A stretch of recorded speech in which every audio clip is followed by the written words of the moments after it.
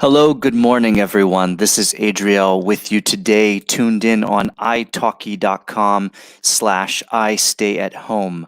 It's good to have you here today with us once again for another exciting week of live streams brought to you by italki and also provided by professional instructors such as myself available on the website. So I would like to know who is here today at lunchtime.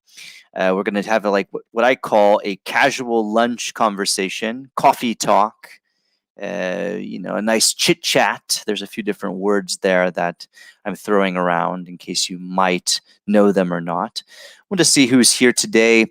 We have the live comments on YouTube. So if you're on YouTube, you can give a shout out. You can say where you're from, and maybe we have already spoken before. I have one person, two people saying hello on I Stay at Home. That's Alessandra and Ekaterina. Okay, so you can tell me where you're from if we have not spoken before, and you can let me know maybe your interest in learning English. All right, so Alessandra's also at home. Yes, we're mostly at home. I don't think there's anyone on the planet right now watching that would not be confined, right? Okay, so Alessandra's from Apulia, Italy, or as we call it in English, Puglia. Yes, okay, and Ukraine. Okay, good. So we have two people at least. Are there any other people tuned in right now? It's okay if you're shy or if you don't want to comment just yet, but if you are on YouTube, just a friendly reminder to switch to live chat, okay? There's a default on chat on the right-hand side that says top chat. Keep in mind you need to switch it to live chat in order to be able to comment, and you also have to be logged in. So again, I'm going to remind you every time we have a class together, but if you're watching on YouTube, please keep in mind that you need to switch to live chat in order to comment. Is anyone on YouTube logged in right now? Would you like to say hello? Is anyone logged in on the landing page, italki.com/I stay at home? All right, I have one more person saying hello. That's Rosie. You can tell me where you're from as well as maybe where you live. Okay, I have Carol. That's good on YouTube. And yeah, we're doing fine today. Today we're going to have a nice conversation about improving your small talk as well as improving your communication skills. So let's get started since we have about 4 or 5 of you right now logged in. This is our topic today called small talk in our big world. Uh, Again, this is something I've done before, but since most of you tuned in today are a new audience, I would like to present this topic again because it is very well received. Right, I have Mike. I think that's Miguel, right? Good to see you again, Miguel. If you are Miguel, unless you're another Mike. So it's good to see you. Hope you're doing well. I really enjoyed our class we had together last week. In case I would like to hopefully see some of you for a conversational English class one of these days. But in the meantime, let's continue with the live stream. So again, the first question is, what is small talk, right? So small talk to me is a question that I ask often about small talk, and I want to know if maybe you know what small talk is. I mean, is small talk, again, what exactly is it? Is it something that is a very brief conversation? Is it something that is an unimportant conversation? What exactly is small talk to you? Some people might say that one conversation subject is not small talk as opposed to another conversation subject. So again, this is important to think about. When we talk about small talk, we talk about the basis of communication. You want to get better at English, you want to get better at whatever language you're learning. Small talk is a great way to do that. Yeah. So, all right. So it is Miguel, Mike. Good. All right. Good to see you again. It is the same one. So, again, small talk. What is it to you? Do you have an opinion on this? Some people say, I don't do small talk. That's not anything I do. Again, keep in mind we have a conversation. We can have small talk, sure, but you do small talk. It's one of those rare situations where we use the verb to do, as in something that we do, an activity that is done, and small talk is definitely an activity. Yes. So we have Alessandra saying to talk about whatever. Yeah, yeah. I mean, talk about whatever is a good definition of small talk in this situation. And between friends, it can be, but just between friends. Yeah. Okay. So, and Carol, it's good to see you again as well from Venezia. And yeah, it's a brief conversation. It can be very easy and soft, as we say in English, very easygoing, very pleasant. Sometimes we have a word for it that we call pleasantries, right? Pleasantries. So again, talking about a pleasant conversation, a pleasant, again, easy and soft conversation. And why do we make small talk? Now, keep in mind that I just used the verb do to do small talk, but also you can make conversation. You can also make small talk.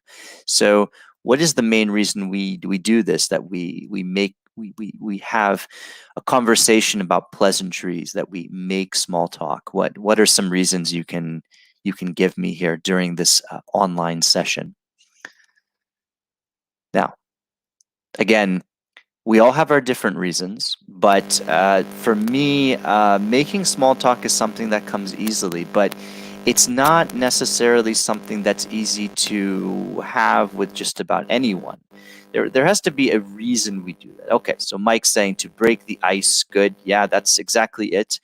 To break the ice. And who might be this person you're speaking with? Again, let's think about the types of people that you are possibly speaking with in this situation. People might say family, they might say friends, but actually, I would like to say that small talk is reserved for a rather different kind of person in your life. Or okay, so our listener says for doing friendship. Now, keep in mind this is one where we say to make friendship, right? Making friends. Yeah.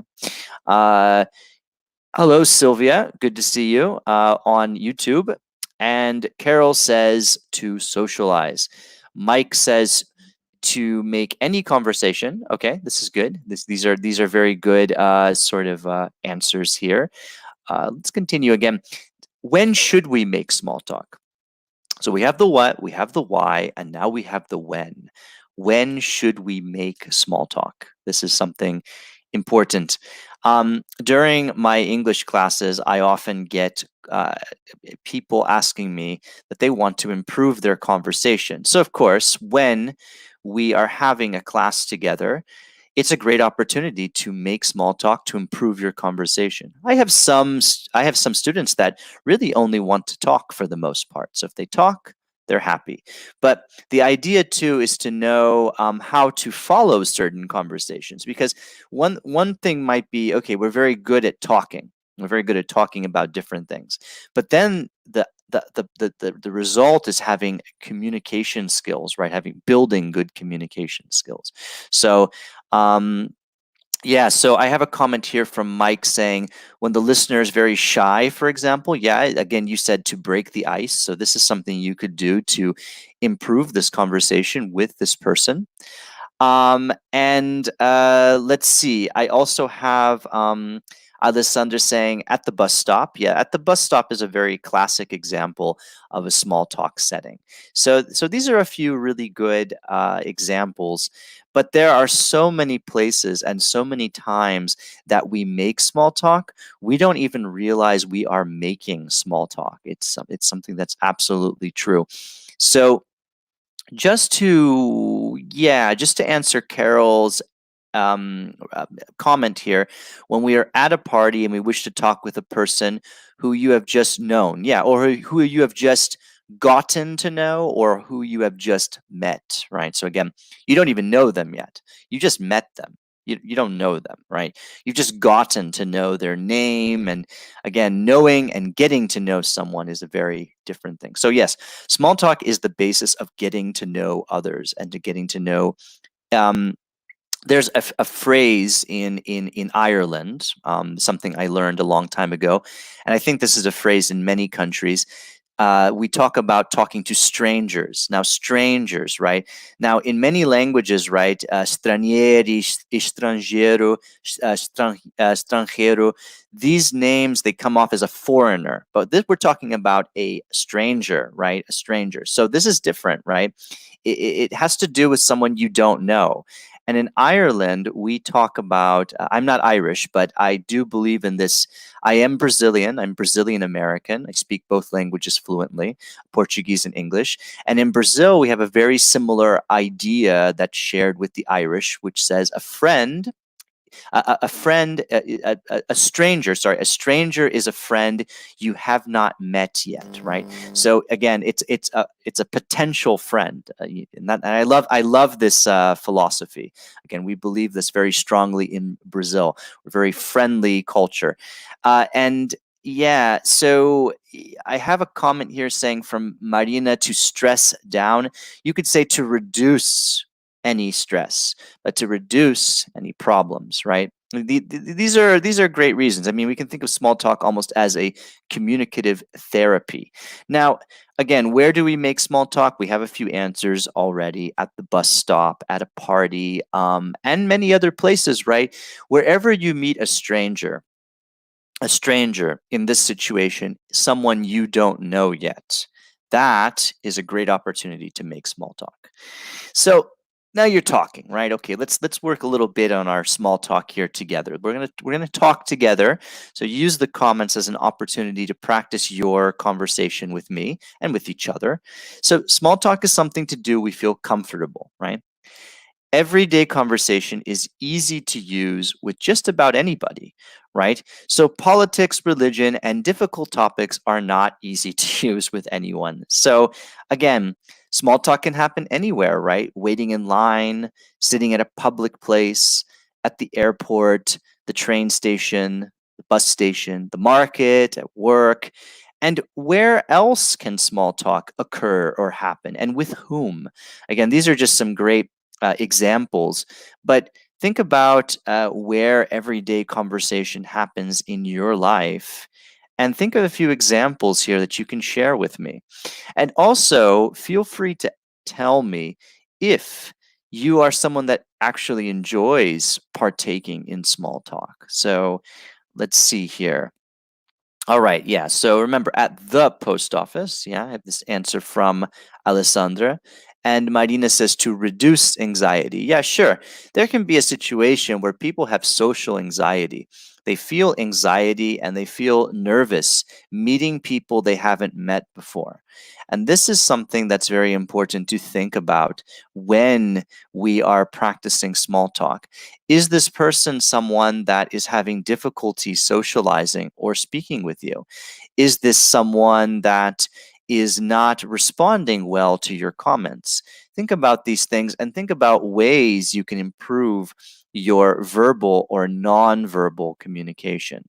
So let's see. I have a comment here from Alessandra with neighbors as well. Yeah, that's definitely one of the best ones to have small talk. We sometimes don't have a very strong relationship with our neighbors.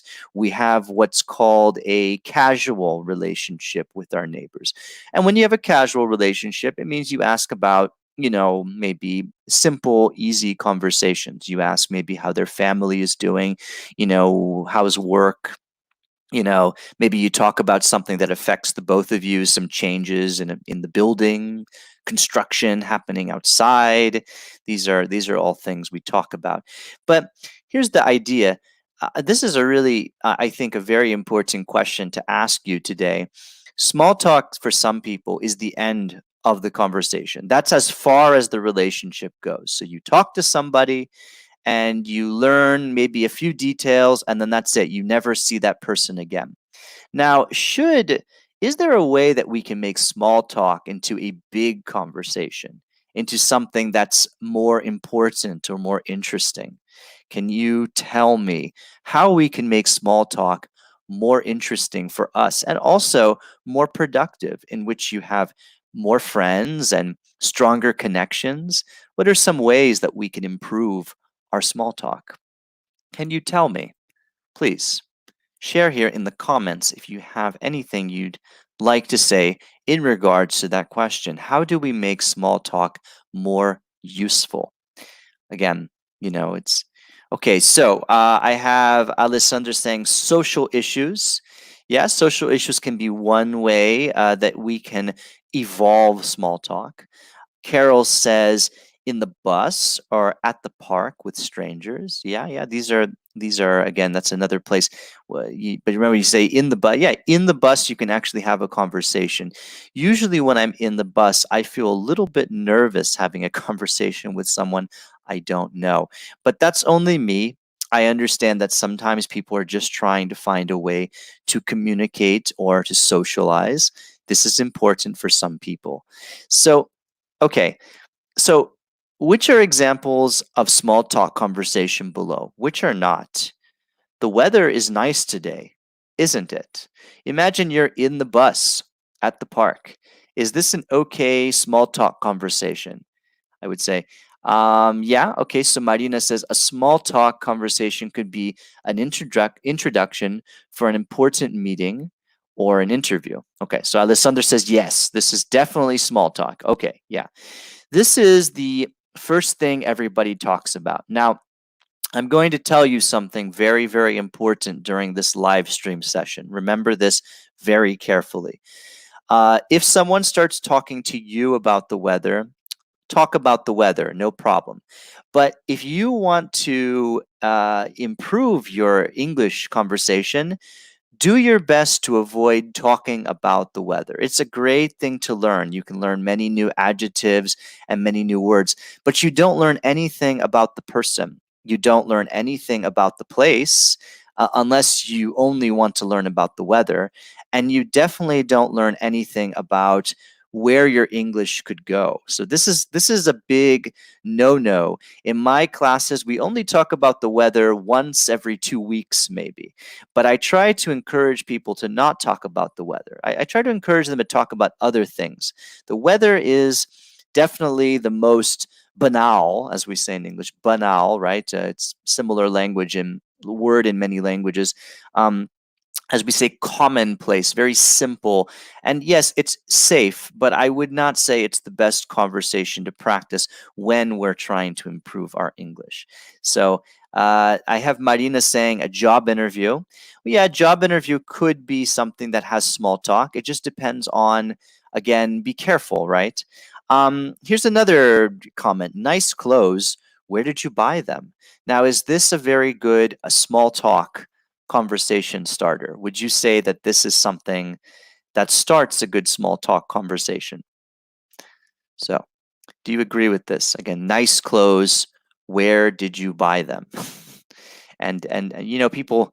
It depends what your intentions are, of course. But it's okay. Alessandra says yes. And if yes, if you agree or if you disagree, please explain why. Again, why this is a good small talk conversation. Does it depend on the person who's in front of you? What does it actually depend on to make this? All right. So Carol has a big answer for me here. Small talk can be about timetable. Okay. Timetable. Okay. Yeah, like the schedule. Yeah, the timetable of maybe a bus schedule. Yeah. If I'm waiting for the bus or the train, they usually speak about yeah, which buses are on time or late, but it depends where you are. Yeah, but I would say this is probably a good example of small talk. We talk about the situation in front of us. So if we're at the bus station and there's a delay, you talk about the bus delays. And sometimes you can talk about other things. Sometimes people just want to talk, they want to sort of complain about something, right? So again, if you agree on these comments, please say why you agree or why you disagree. So here's another one. I believe in God. Do you? I would say that would probably be an easy no, right? Because again, talking about religion is not typically a small talk friendly conversation. How much money do you make? Again, that's another one. So, do you think any of these have the potential to be small talk in any way? You can disagree or agree. You could also say, okay, so Alessandro says it's too direct. You could say the question is too direct, or it's too direct of a question. Those are some good ways to answer this. Yeah, I would say that it's definitely a problem. Definitely not something you want to deal with. It could be something that again we have to be very careful with when we're talking to someone. Let's see. I don't have any other comments for the moment. Just to remind you, if you are on YouTube, remember to go to live chat to change to top chat, from top chat to live chat, to be logged in so that you can comment on the video. So I would love to see your small talk conversation answers. So, well, yeah. So again, these are very direct questions. They're very personal questions, right? And of course, one of my favorites, where do you like to eat? Which I think can be a great basis to improving your conversation. This is something. Now, here's the thing. We're going to talk a little bit about the importance of striking up a conversation. So we say that striking up a conversation means beginning or starting a conversation. It's like saying strike up, right? Yeah, again, it's something that we have to think about. We use a lot of these phrasal verbs to begin conversations. Now, um, for example, you can say things like, "Are you enjoying the conference? Are you staying near here? Have you been to Madrid before? Have you made any useful contacts? Did you have a good day? Did you meet any interesting people?" Right? We're looking at some different uses of verbs here. Now, what are these kinds of questions? Why do we ask these kinds of questions? What kind of answer do we have in common with these kinds of questions? Let's look at the question word here. Right? Again, when we're asking good questions in a conversation, we are improving the flow of the conversation. So again, the way the conversation is going. So I teach question asking quite often in my classes. This is something that I feel is very difficult for many students who are entering a more intermediate level, and definitely very difficult for people who are beginning in English, because we can ask isolated questions, right?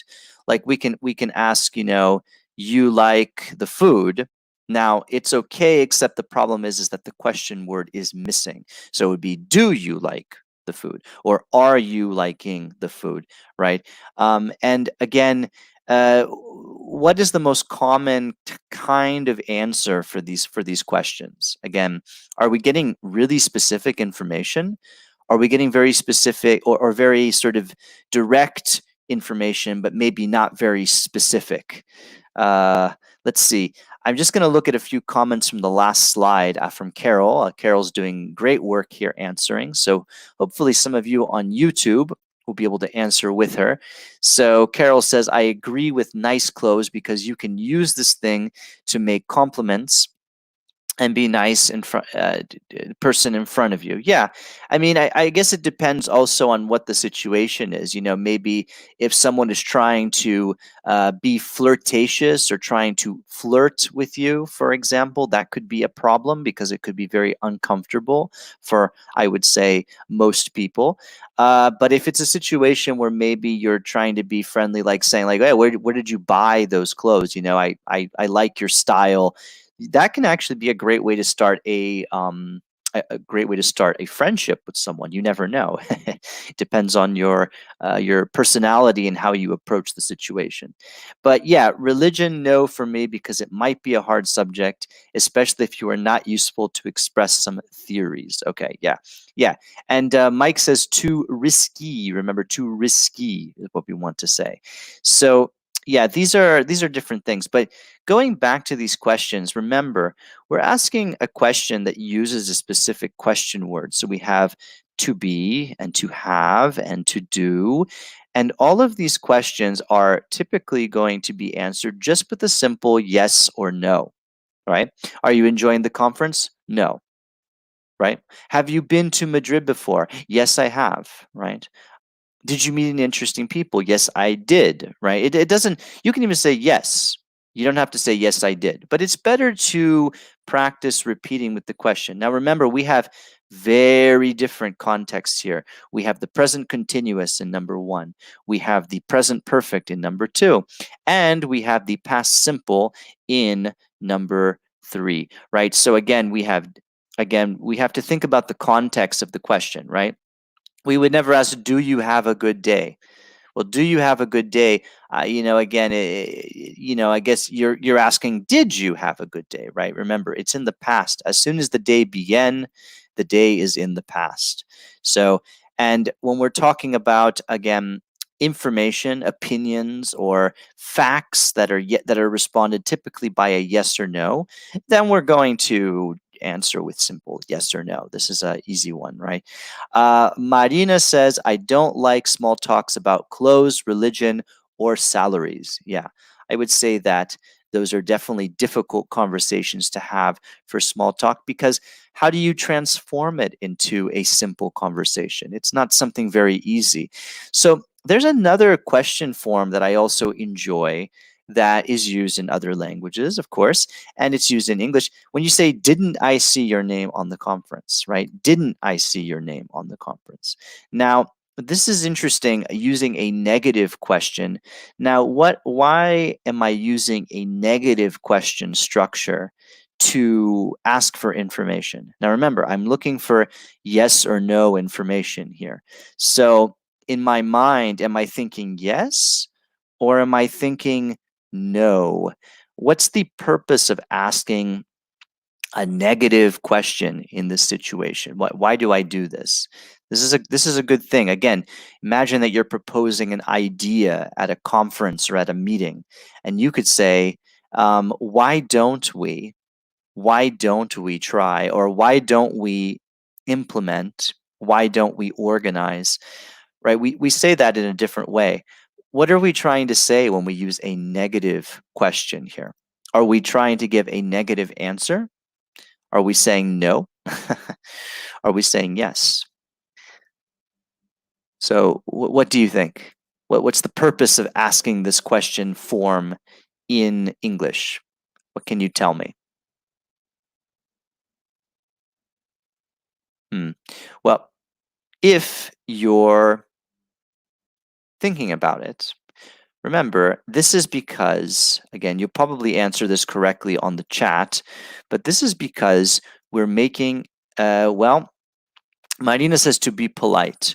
Well, it is a way to be polite, but it's also a way to avoid seeing, to avoid kind of making an assumption. Because maybe you saw, okay, let's say you have your friend Claudia. Let's say your friend is called Claudia, and and you saw Claudia's name on the conference, and you wanted to say, "Didn't I see your name on the conference?"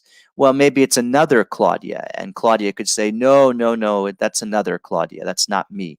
So again, it can be a situation like that. You be polite, but you would also say that, didn't I see your name on the conference? And then you could say, no, no, you didn't, or no, that wasn't me, or yes, yes, in fact.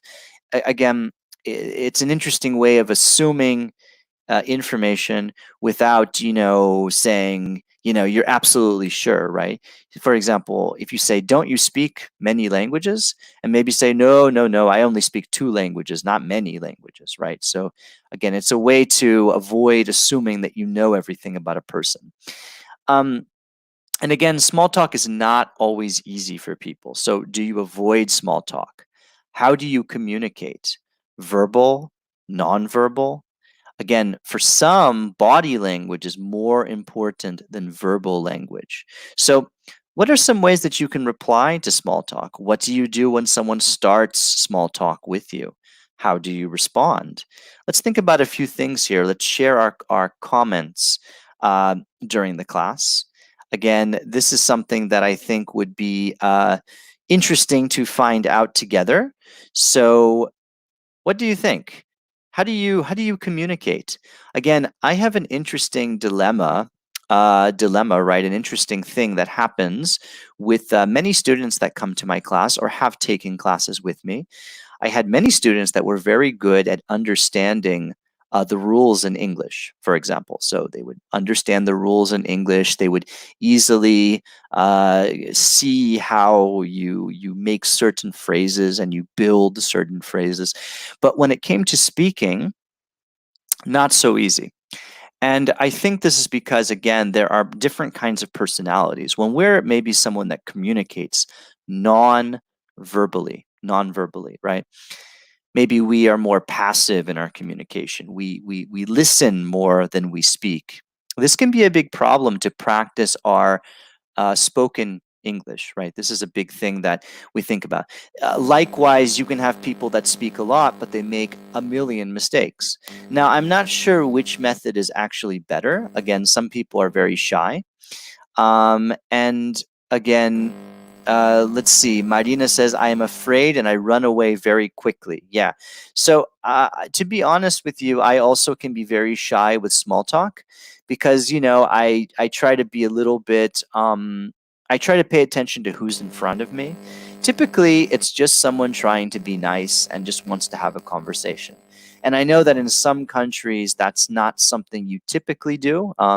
So it's really a question also of knowing where you are and how you can practice it. So again, if you avoid it, why do you avoid it? And is there a way that you can answer questions to people? Again, ways that you can improve your way of communicating with others. So let's see. Um, let's just trying to see if you have a few. Again, can you tell me how you communicate? What are your big challenges when you're communicating in English? I mean, not just vocabulary, but what are some other things that you can talk about?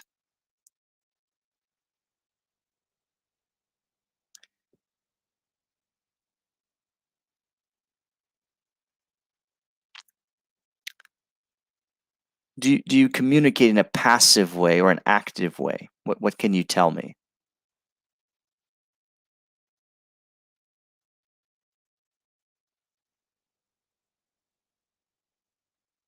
All right, I have one comment here from Alessandra.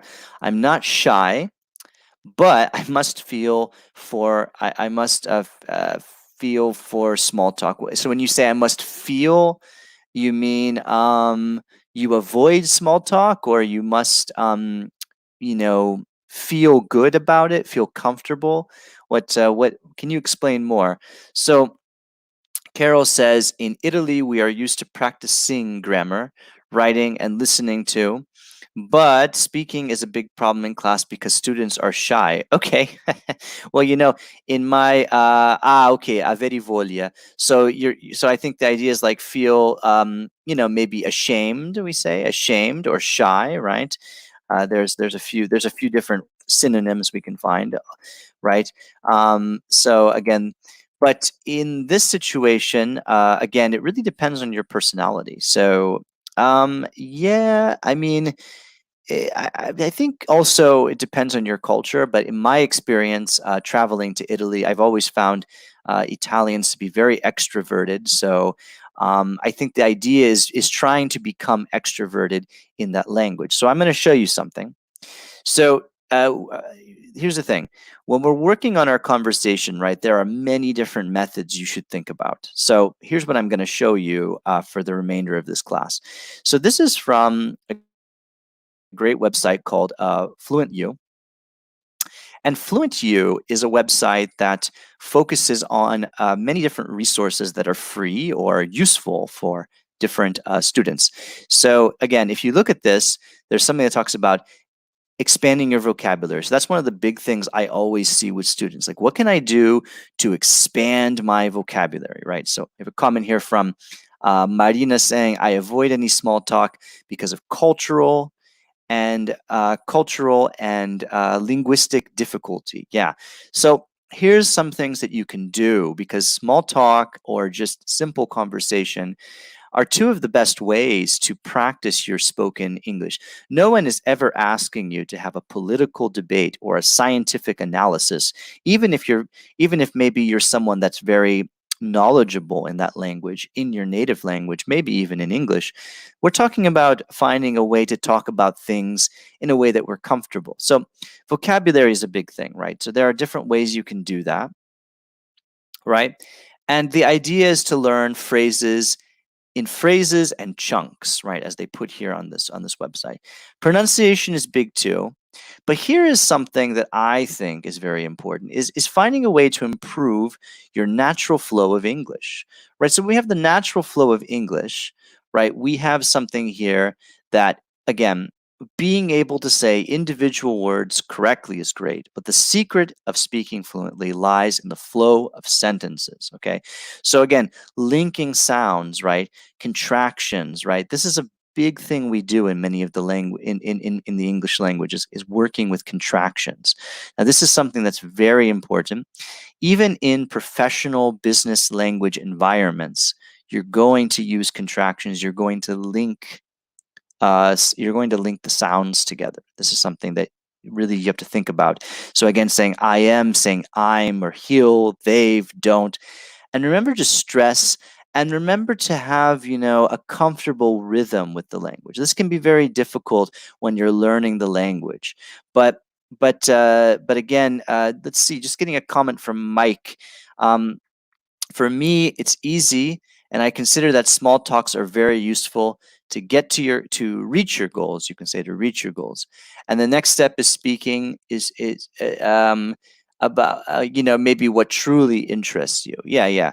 When you start speaking, you have to start speaking about things that maybe are they're very important, for general English, but then they can get you to this important level of English. So having a natural flow, again, communicating, it isn't just questions, but it's also sort of understanding what the person's asking. If you have a very low level in English, that can be very difficult, actually. I understand that 100%. But sort of think about what are the general things that what you talk about. Talk about those things, practice those things, because you'll, as we say, inadvertently or inevitably learn new ways of forming questions and exchanging conversations. So again, we're talking about natural flow. Speech shadowing. Now, here's a way to be clear. If you feel like pronunciation is something, or flowing, linking these words together is a big problem, here's something you can do, which is called speech shadowing. Now, this is a brilliant thing. There are many teachers that practice this, extreme polyglots. There's Alexander Argelis who's from the United States, who's I'm not sure if he's still based in Singapore, but he's definitely a world sort of known polyglot. And he had his technique that he popularized called shadowing, which was one of the early techniques I looked at when I was trying to improve the flow of my conversation. I realized that one big problem was how the words start to go together. So how do we figure out how these words go together? Well, one thing you can do is you can listen to this video, to a video, any video. You can listen to my video if you want after the class, and you can watch it with subtitles, listen to it. And the idea is to sort of shadow the speech patterns, the speech of the speaker. So this would mean think about how those sounds are flowing together. So right now I have decided to learn a basic Russian because I am getting more and more students from Russia, and some of them are more at a lower level. Now they speak English pretty well, but it's important for me to know like where certain mistakes are being made in their flow, in their pronunciation. And learning a new language is always interesting because you see the words individually placed. Okay, great. But then when you put them together, you realize there is a flow, and the flow is to understand it. So the more that you engage with that flow and you use that flow, even asking things like very basic questions, these are things that are going to absolutely improve your speaking and your pronunciation skills. So looking at the next thing, right? Again, self-talk, right? talk to yourself. If you're shy with others, make small talk with yourself. Ask yourself questions like, where shall I go today? Or what should I do today? Do I think about the structure and ask yourself now and then? You can use the same structure for the same question. So if you say, "Do I go? Shall I go to work today?" You could ask the person, "Shall you go to work today?" Or "Will you go to work today?" Right? If you don't know, and this is something that works very, very well. Again, it's a brilliant method, and I truly enjoy it. I think it's something that also creates a lot of self-confidence because it gives you the ability to form these phrases yourself. Big thing here on this list that I really like is think in English and retell a story in English. Now, this is really cool. So, again, I never ask any student that comes to my class to be like, you're not thinking in English, so you're not doing this correctly. No, that's not a concern to me. My concern is only that I want to see that they're thinking in English in the sense where they're, again, if you don't use any strange expressions from your native language, maybe, for example, or if you, it's okay if maybe you make mistakes with prepositions or articles or even the use of the verb. That's not a problem. People will understand you. They will know what you mean if it's clear. So, in addition to linking these sounds together, in addition to improving your pronunciation skills, you also have to find the ability to tell this information in a way. Is it clear in your mind, right? Is it clear in your mind? Now, when I speak French pretty fluently, but it is my third language and it is my newest language that I've gotten at a very good level. Am I a master in French? No, I do not teach French, but at the same time, I would tell you that when I make very simple phrases and I really am clear about what I am trying to say, everybody understands. But as soon as I start to put in a strange verb function or strange vocabulary, it becomes linked, and some people really don't. They truly don't understand what I'm trying to say. It's the same thing when we have the linking these sounds in English. So when you're thinking in English, think about, how clear am I being? How clear does it sound? How clear does it sound based on what I've heard? And I've had some students that have really impressed me with their pronunciation, for example. Like, pronunciation was pretty great. How did they do that? They watched a lot of American TV shows. So they had a pronunciation that sounded quite natural for an American speaker. But they still had a lot of problems linking the ideas together because, again, they have the isolated sounds, they have the phonetics, but they don't have the structure that links together. They still think a lot in their native language. So if you can tell a story, is it clear to me? Write your story up, read it to yourself. How does it sound? Does it sound clear?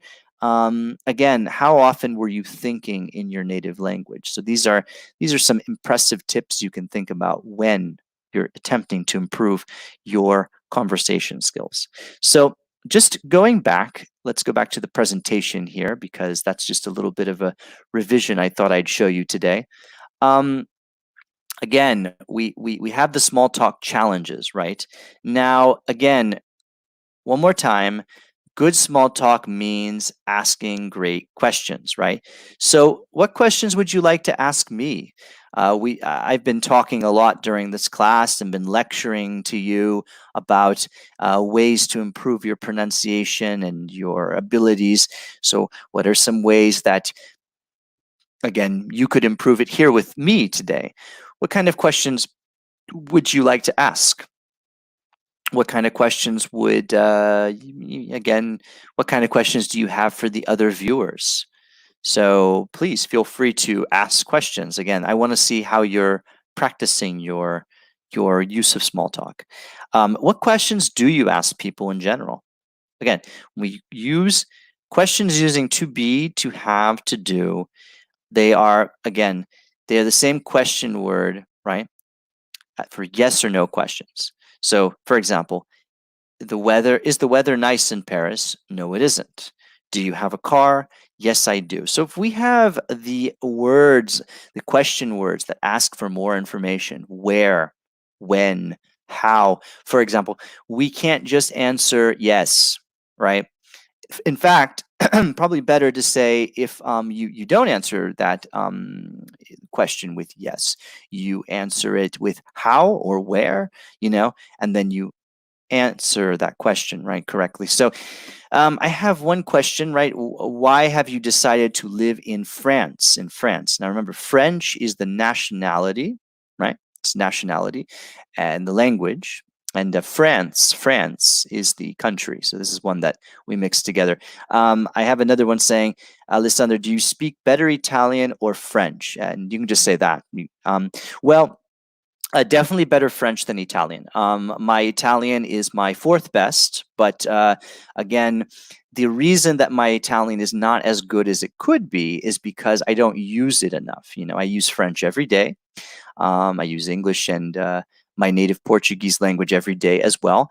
Italian, not so much. I take one class per week. I'm not the best student. I don't study as much as I should. I don't read as much as I should, but I definitely don't use it as much as I want to. So one thing I should be doing is instead of learning Russian phonetics is probably improving my Italian conversation.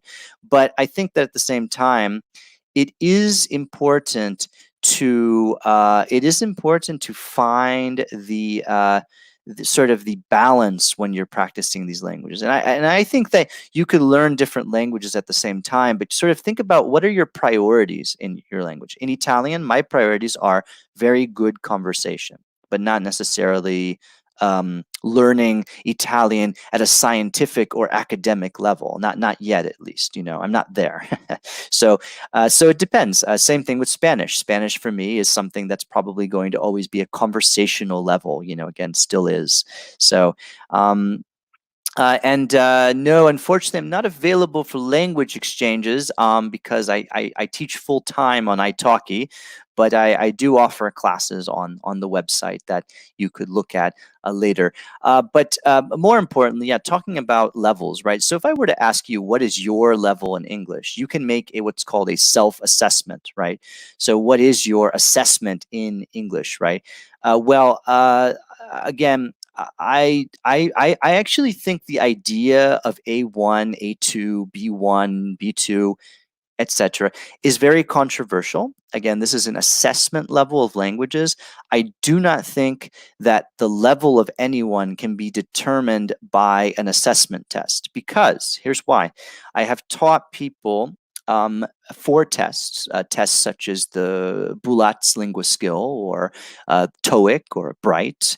And one thing that I know is they can do very, very well on the test, but they are aware that there are things on the test that they didn't do quite as well as they wanted to. Maybe it was listening or comprehension, maybe it was speaking something. The level of a language is not something very, how do I say, easy to determine. Someone might be very good with informal conversational language, but not so good talking about politics. You might even have people who are native speakers who cannot understand other native speakers because of the language they use. So a language level for me, it's very controversial. I think if you're able to communicate, I think if you see someone is having difficulty communicating, I think, and you see that they want to speak the language, I think it's very polite to continue to have them speak that language. Because one thing that people have a tendency to do in countries where English is more popular, they tend to switch to English. So if you're in some countries where people have a high language fluency in English, like for example, Germany or the Netherlands or for example, people tend to switch to English. But here's the thing about that. Think of it this way: you go to a country and you want to speak English with the locals, then they will speak English. But if you go to a country and you want to speak the native language with people, you should hope that they will help you with your language. Again, I think that English is not the only priority in the world, right? English is a wonderful language, but in the end, when we're practicing conversation, the idea is to do just that, to enable people to practice that conversation. So, for example, when I would go to some places, especially in Italy, and people would switch, well, they don't do this that much anymore, but in the beginning, when I was learning Italian, they did. They switched to English quickly. Now, this to me, I understand people are being polite, they're in a hurry, they need to do things. But how many people really, I didn't really notice many people trying to learn Italian yet. So it depended from person to person. But I think it goes both ways. If you see someone that's speaking English with you, then you will speak English with them. I do believe in this idea of practicing the language as it comes in. Even if the language comes out broken, it is meant to be practiced. And that's something that's very important. I think it's something, it's a basis of communication. Switching languages, it again, we assume that maybe the person won't understand you, but maybe they do. Maybe the problem is that they don't speak the language often. So think of it that way when you're trying to speak English as well. The same idea that someone hopefully is a good listener in front of you and they're going to help you communicate. So knowing these questions and knowing these answers are a great way to do that. So I have Alessandra saying, and my level, I think it's between A1, B2, A2, B1. Yeah. Well, A2, B1 is typically the students I get, but I do get absolute beginners as well. And the one thing that I see, every student that succeeds in any language is very enthusiastic about the language. They love the language, they love speaking it, and they will get to the level they want with time and commitment. So, and of course, being able to practice their everyday conversation. So using the present perfect, just to conclude this idea of conversation, it's very important when asking people questions. So the formula is the auxiliary verb to have plus past participle main verb. So we have the form of the verb used for actions or events that have been completed or have happened in a period of time up to now. For example, I have never been to Zaragoza. Have you seen Casa de Papel? Yes, I have, right? So again, this is to me is a great foundation of small talk questions. When you have a situation that people are asking about, what have you done? Where have you been? Where have you eaten? Again, we can talk about our past experiences. Now, as Mike watching the class knows, we've done exercises on this before in our classes, and that's practicing talking about past experiences, talking about using the present perfect. To me, this is something that confuses quite a lot of people learning English. In fact, it's not something you really see in many languages because typically people think it's the preterite, right? Like if you said in Italian, if you say ho avuto, or if you have, in Portuguese, eu tenho feito, right? Again, I have done, I have had. Not the same thing in English. The present perfect is going to be something that is going to determine a current result based on a past experience. And the past experience is not in the context of time, it's in the context of your lived life. In fact, I would like to say the present perfect is it's a poetic way, but really a technical way of talking about your life and knowing about other people's lives as well as their experiences and where they live. So these are very useful things to practice. Again, these question forming exercises are very important. So just to close the conversation today, right? Small talk is everyday conversation. It can lead to big or bigger conversations. And how can it lead to bigger conversations? Small talk is the best way to know a person. Do you agree, disagree? And again, sometimes it's poor in quality, but there are always ways to improve it. So, how can we improve small talk? Again, we're talking about many different things in this class, right? We're talking about improving your communication. We're talking about the importance of everyday conversation. And we're talking also about the challenges and importance of learning it again at an everyday level. So this is something that is very difficult, I think. Again, learning how to speak like this is learning how to do things all over again. So again, how can we make small talk better? Is it the only way to know a person? Do you agree or disagree? Again, feel free to argue in the comments. You don't have to sort of agree at all or disagree at all, but you could mention your opinion. Again, I do think that this is something I think about often when I'm trying to find a way to improve someone's level of conversation. So, do you have any views on this? Any at all? If not, it's okay. It's not a problem. I do think that there are many ways you can improve your conversation. Again, if you agree or disagree, it's up to you. But this is something that I think it can be very interesting about learning small talk, is knowing how to make it important and to make it something big. Anyone have any comments? I don't know how many of you are tuned in right now, but the idea is you don't have to be shy. Again, no need to worry about silence, or if you have to think a little bit about your answer, if you have to think a little bit about the question you want to ask, if the English is at a good level. So, do you agree with this? Again, how will you walk away from this session today thinking about the importance of everyday conversation? Yeah, so Carol says, ask questions and find common subjects. That's a good way to improve your small talk for sure. I would say that that's a great way.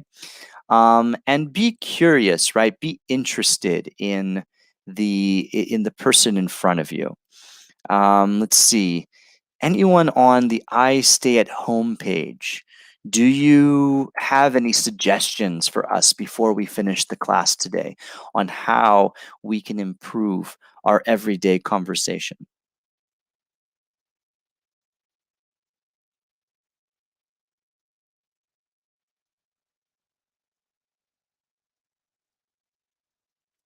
Do you have any suggestions? Again, yeah, Marina says we should practice more small talk. Yeah. And I think, again, you can say why, but I think, yeah, one of the reasons we should. Yeah, Sylvia says sometimes it can be a bit overwhelming. Yeah, talking to someone we don't know, right? Alessandra says listening to telefilms well, you can say to have new ideas, yeah, to get new ideas, yeah. Yeah, Sylvia says some people ask too many questions and it can turn too personal. Yeah, we need to know about limits too.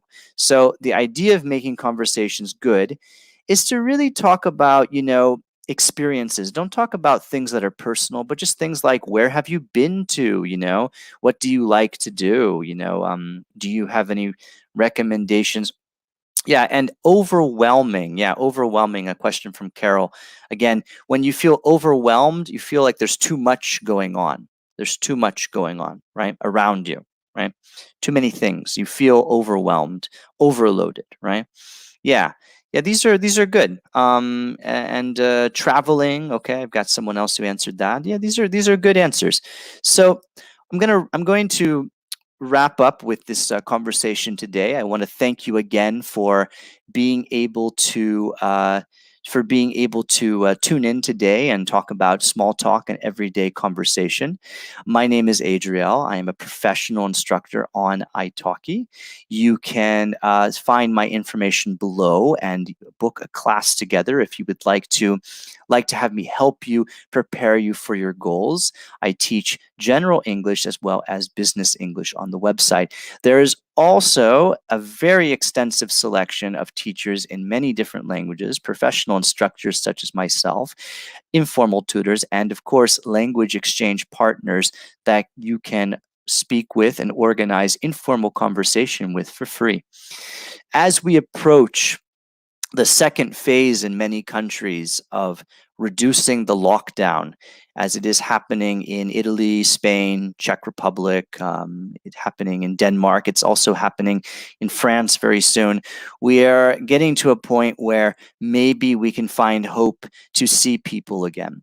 Maybe our relationships with people will change for a little bit, but I do not think that our opportunities to have small talk will reduce over time.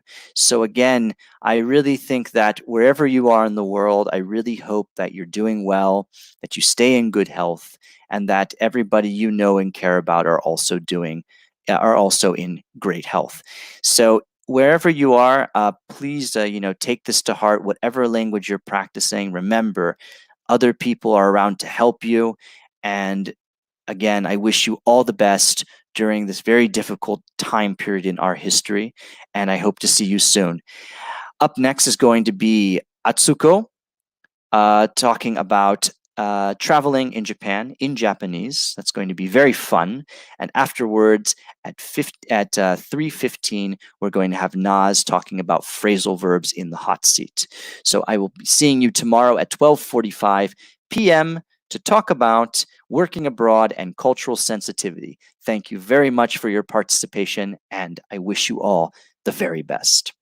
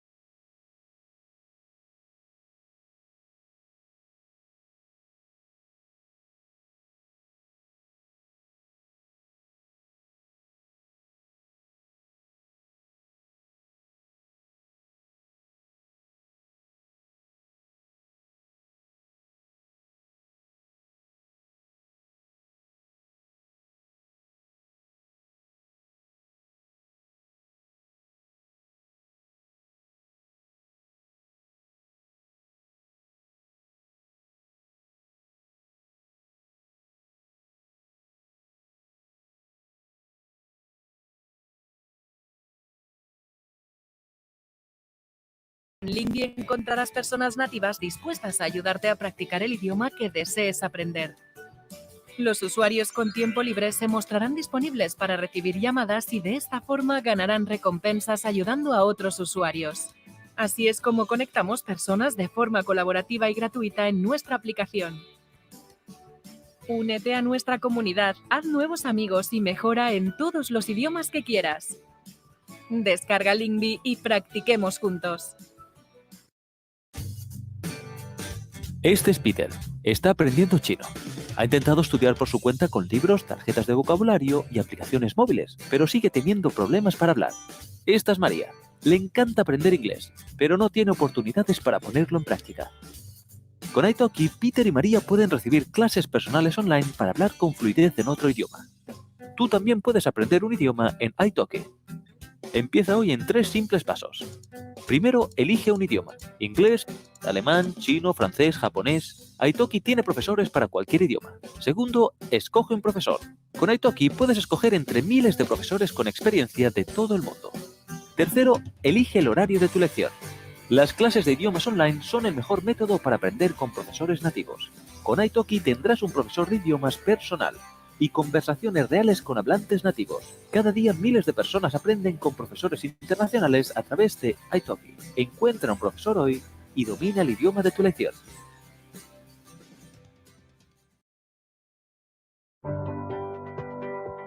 Hi everyone, it's Vicente and I teach Spanish on italki.com.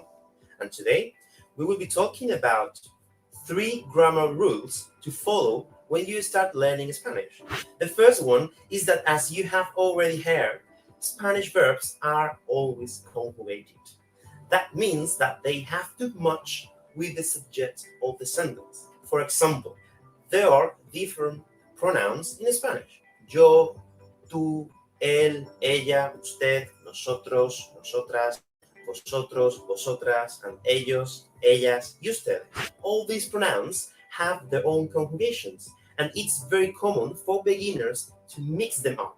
So remember this. When you start to conjugate the verbs, they have to match. The second rule is very important as well. The Spanish nouns and adjectives has to be in the same level. Let me explain you this. If you have a noun that is feminine and plural, for example, las mujeres, the adjective that you have to use right after the noun has to be feminine and plural as well. For example, las mujeres españolas. It is the same with the articles las, female and plural. We use this article because, as I say, it's female and plural. The third rule I already mentioned before, and be careful, English speakers, because the adjectives in Spanish go after the noun, not before like in English. This is very common for students that learn Spanish and already speak or know English. When I say it, las mujeres españolas, españolas is the adjective, and I put it after las mujeres. In English, it would be Spanish woman, but not in Spanish.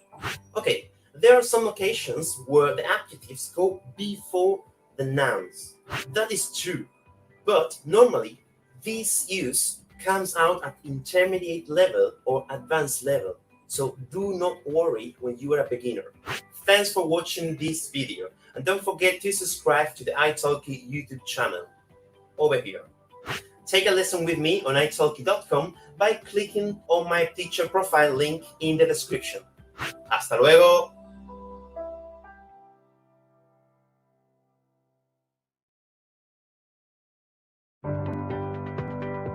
Hi everyone, it's Vicente and I teach Spanish on italki.com, and today I will be talking about 7 Spanish words that are similar to their English counterpart.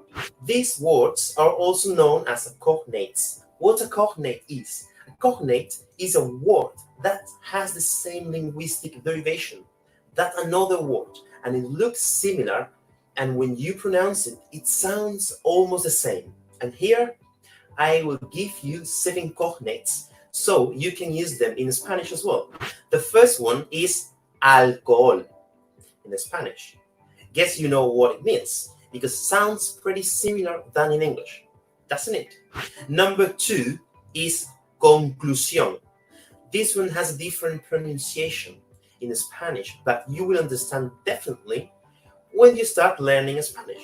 Number 3, hobby. This one is completely similar. We basically took this word from English. Number 4, individual. Of course, it's the same word, just different pronunciation. The next one, number 5, is piercing. Yes, we use this word with the same pronunciation and meaning. Next one, number 6, is informal.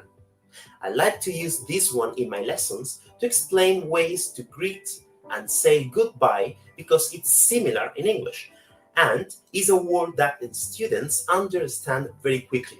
And the last are some words related to sports.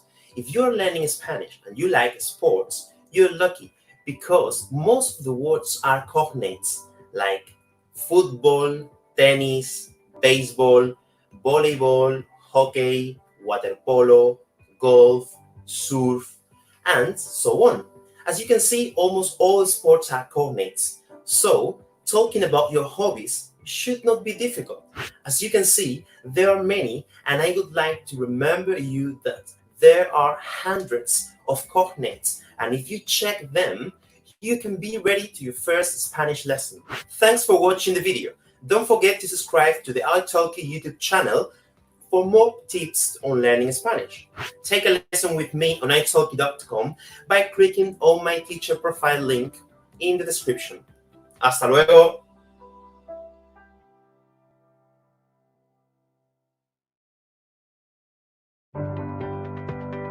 Hi everyone, it's Caroline here, and I teach English on italki. Today I am going to be talking about business idioms, or idioms you might hear in your office or in your workplace. A student asked me a really good question the other day. He asked me whether, because I'm a native English speaker, do I know every single idiom? And the answer is no. Idioms are phrases or expressions that come from a particular place or a particular age group. So idioms are different in the UK to idioms in the United States. I have chosen 5 business idioms to talk to you about today, and you may hear them in an office in the UK or in the States. So hopefully they will be super useful for you. Idiom number 1 is the big picture. Imagine you go into a meeting and your boss says to you, you've lost sight of the big picture. What does that mean? That means that you are thinking too much about the small details of the project, and you are so interested in those little details that you don't remember what it is you're trying to achieve. So always keep sight of the big picture. The second idiom is to go the extra mile. Now imagine you're in an interview and the interviewer says to you that they are looking for someone who always goes the extra mile. What does that mean? Does it mean they want you to run around the office every day? No, it means they want you to do more than just what is in the job description. They want you to go that little bit further and to take on extra responsibilities. That is going the extra mile. The third idiom is a win-win situation. A win-win situation means everybody gains something. A really good example of this is these videos that I'm making for italki. Italki gains some content for their website, some lessons for their learners, and I have a platform where students can see me and book lessons with me. It's a win-win. Italki wins and Caroline wins. The fourth idiom is word of mouth. So an example of this is, think about how you found out about italki. Did you find italki by searching on Google? Or did you find italki because one of your friends recommended it to you? Recommendations from friends are word of mouth. It can be positive or it can be negative. If your company gets bad word of mouth, it is going to be a very difficult time for your company because people really listen to the opinions of their friends. So make sure whatever you do, you have good word of mouth about it. The fifth and final business idiom is to touch base. My manager used to say this to me a lot. To touch base means to have a very quick and short meeting about a project or something that you are working on. It might only be 5 minutes of your time, but in that time, you will check that your understanding of the project is the same as your manager's understanding of the project. So I have a challenge for you. In your next lesson, I want you to ask your teacher if you can touch base about what you have learned in your lessons so far. This could be 5 minutes at the end of the lesson where you review all of the different subjects that you have been studying. You're touching base about the things you have covered so far. Thank you so much for watching this video. Don't forget to subscribe to italki by clicking somewhere. And you can take a lesson with me by clicking on my teacher profile in the description box. Have a good day, everyone. Bye.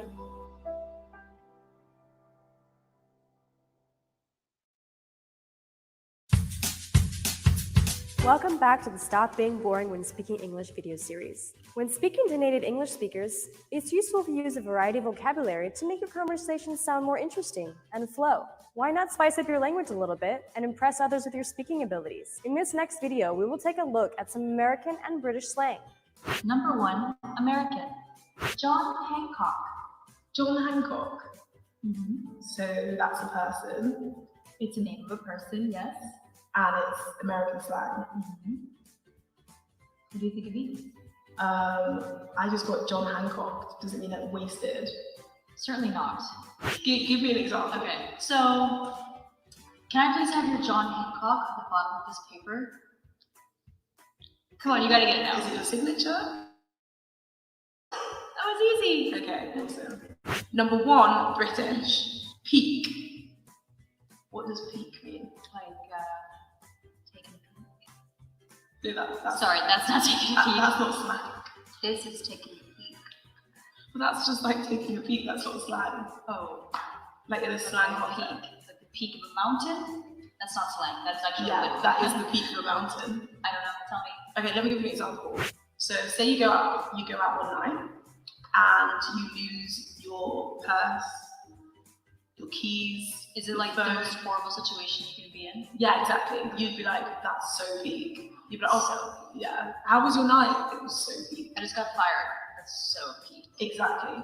Cool. So it's like the peak of badness, I guess. Oh, I got it. Yeah. Okay. So the peak. 2, American. Jacked. Jacked. Does that mean like hench? What is henchman? Like say you go to the gym. Don't answer back with the slang word.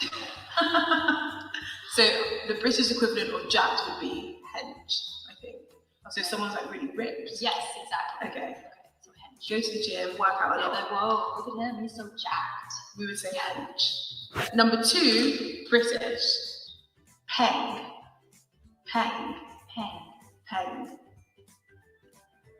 P-E-N-G. Peng. Like someone being panged on the head with something? Or Just just like, thinking of bang and pang. It's similar, I don't know. I guess it's a little similar. 皆さん、こんにちは。あつこです。Hello, everyone. I'm Atsuko. Thank you for visiting my class. I live in Bangkok, Thailand. Now it's 7 p.m. here, but it's still hot. Now it's the hottest season in Thailand. Then where do you live? Where are you watching this live streaming? Please write on the chat.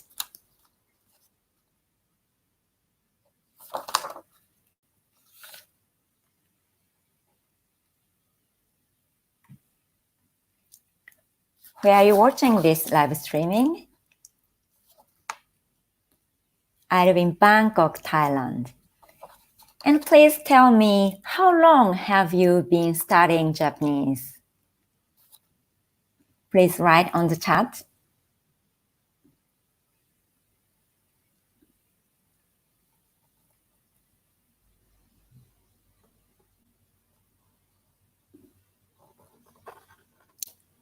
Diane さん、マンチェスター、イギリスですね。あ、にゃにゃさん、こんばんは。にゃにゃさんはドイツ人ですね。ダイアンさん、too many years. そうですか。Then ダイアンさん、you already write good ひらがな and even 漢字 too. グラッツィアさん、イタリア人ですね。こんにちは。はい。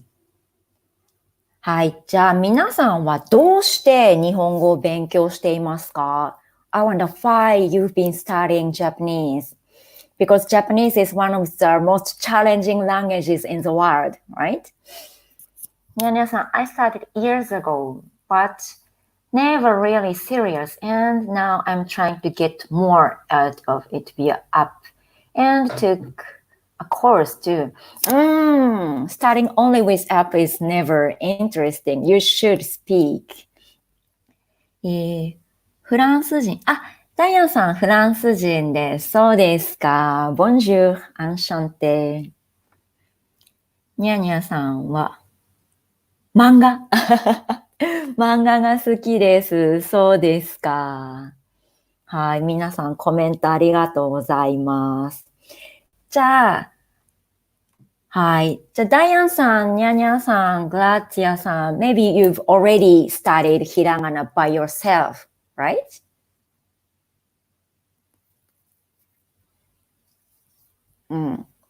I think so. はい。じゃあ、今日は綺麗なひらがなの勉強です。はい。じゃあ、even if you have never written ひらがな in your life, don't worry. Today, you can learn how to write beautiful ひらがな。Okay? So prepare a pen and a notebook or a sheet of paper. ね、はい。ダイヤさんは漢字もわかります。はい。はい。じゃあ、before starting, let's think about why we need to write beautifully. Okay? So I'm going to share screen.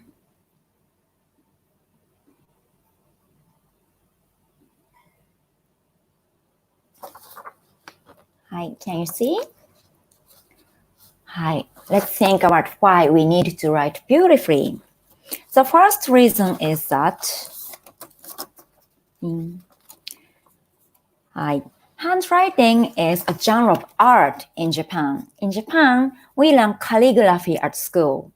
We also have exhibitions to display our calligraphy. Being able to write beautifully is a prestigious skill in Japan. The second reason is that Japanese people tend to judge a person from his or her handwriting. If our handwriting is sloppy, a Japanese person may think the writer also does other things carelessly, like work. On the contrary, if our handwriting is good, Japanese people tend to regard the writer as a knowledgeable person. Because of these two reasons, beautiful handwriting skills are extremely important in Japanese. Okay. Then next, let's think about why self-studying is not perfect. The first reason is that learners cannot tell if their handwriting is good or not. What learners think is good hiragana can sometimes not be good at all for natives. Okay. The second reason is that font and handwriting are often very different. Okay, I'll show you the example. This is a font of hiragana, ri. And next one is a correct handwriting of ri. Look, these two letters are very different. Okay. Self-study learners tend to imitate hiragana from books. The more seriously they learn, the more precisely they try to write in the same way with the book, making their handwriting become very different from native handwriting. Imitating from a book is just an exercise of hand, and it is never sufficient. Some people think that letters can be self-taught, but as for Japanese letters, I strongly recommend learning them with a native Japanese teacher. Okay, now your mindset is perfect, so let's get started.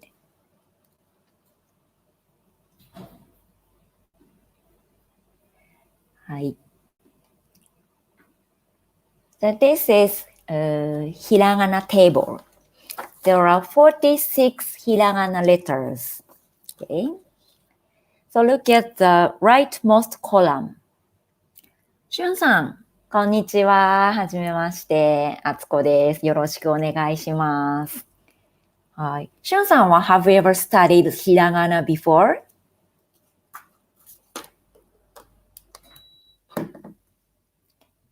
Okay. じゃあ look at the rightmost column. Hiragana of this column don't have consonant. しゅんさん, today is your first day of hiragana. Okay, congratulations. Let's get started. はい。じゃあ first column is, it only has vowel. Pronunciation is a, I, U, E, O, without consonant. So let's start from this column. Okay, I write the example of a, so please try to write by yourself. First stroke is this, not so long. Second stroke is a bit tricky.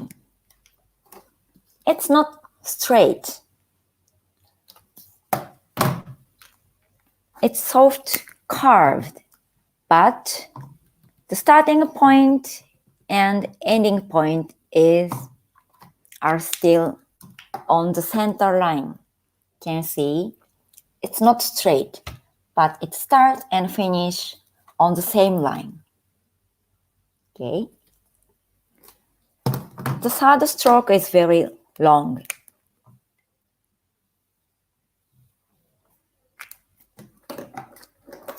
Start from here and finish here. Okay. And look at this point. Here, the lines are closed.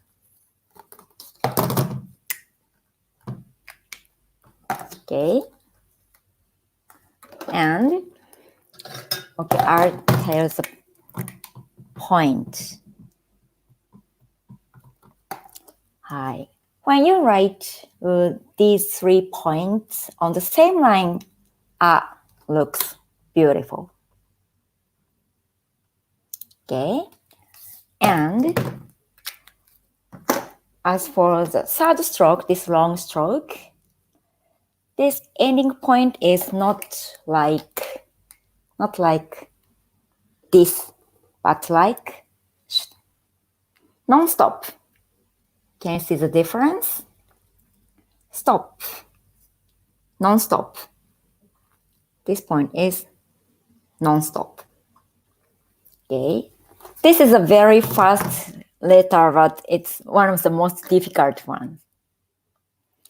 Last stroke, Shun-san, last stroke.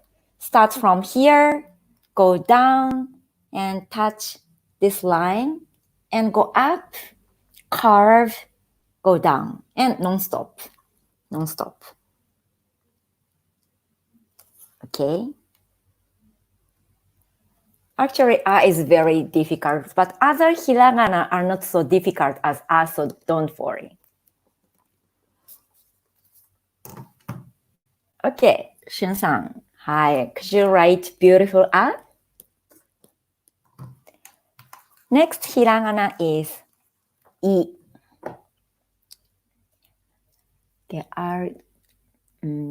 Okay, I'll stop the share screen so that you can see bigger.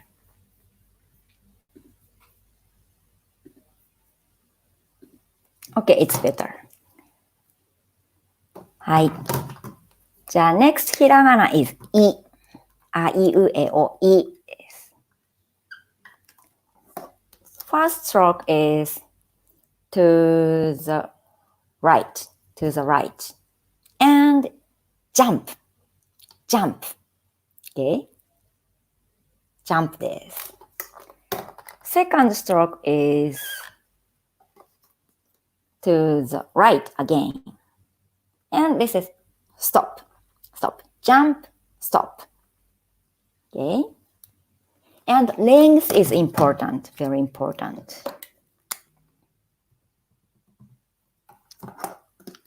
A little bit up and a little bit down. So second stroke is shorter than first stroke. Okay, and I'll show you bad example. As I taught for many beginners at school, I got quite used to seeing very bad examples. Okay.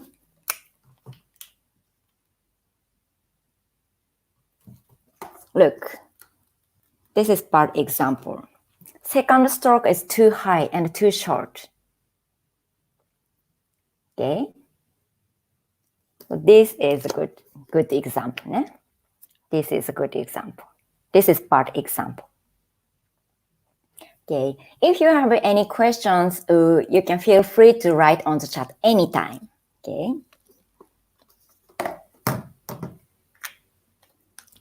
Okay, next, u. Oh, it's very hot. Sorry. はい。じゃあ、うです。U is very slim hiragana. First stroke is very short and it's on the center line. Go down. Okay. And second stroke is very long. A little bit go up, curve, and down. And here it's non-stop. It's called harai in Japanese, non-stop. Okay. And I'll show you part example too.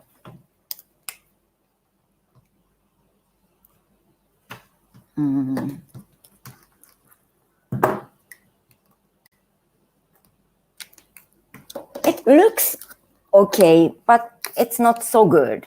Do you know why? Because the second stroke is too long. Okay. This point is on the left side, but this point is not on the left side, almost center. Okay. Yeah, U is not so difficult. Okay, don't you have any questions? Next hiragana is e.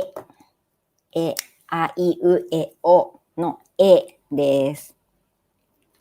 First stroke is like U. Same with U. Very short, go down. And second stroke is very long.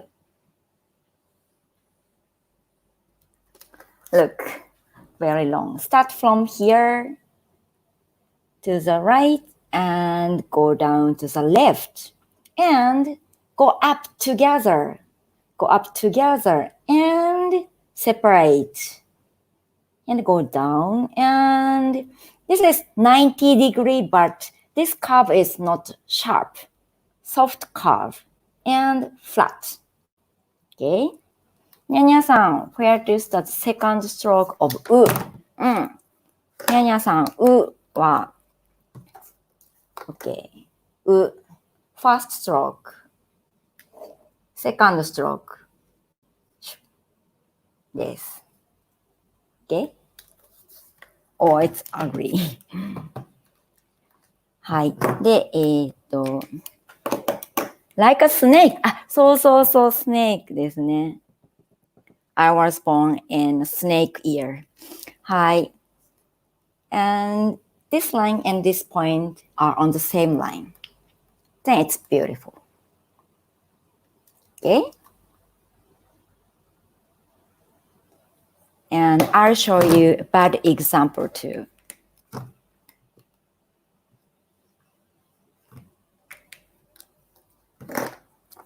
This is bad example. Do you know why?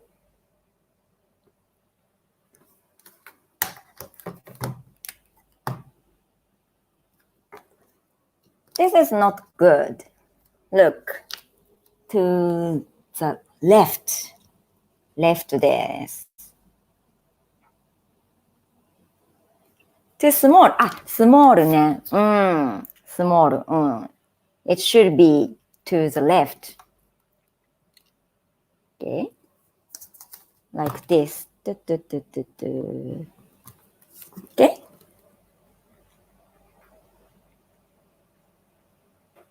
いいですか？じゃあ、next. あいうえお last hiragana of a line.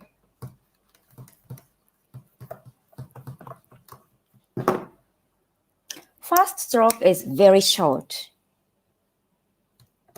Very short. And right on the left side. Left side. Okay. Second stroke. Go straight down. Okay. Go straight down and go up, curve, up, curve, non-stop, 払い non-stop ですよ non-stop. And look at this circle. Right side is wider than left side. Okay. And this curve is not so much go up like a.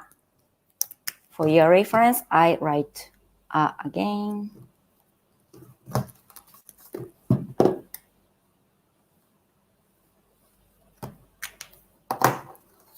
Look, circle of R is big or a little bit flat.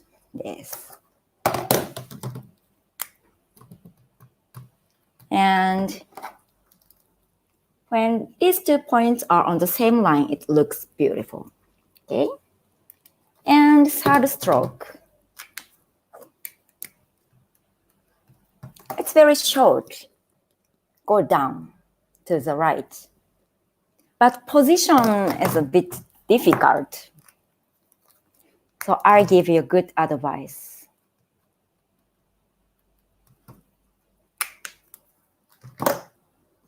Start from here on this line and finish here. Okay? And as usual, I show you bad example too. I know a lot of bad example.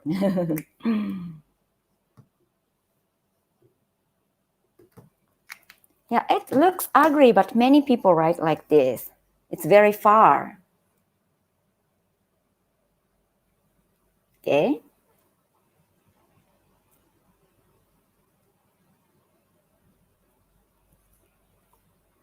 Okay, then we finish a, I, U, E, O line. Next.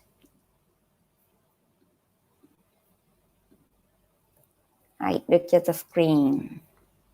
Next line is with consonant K line. Can you see? Okay. Pronunciation is か、き、く、け、こですね。じゃあ let's practice かきくけこ。Start from か。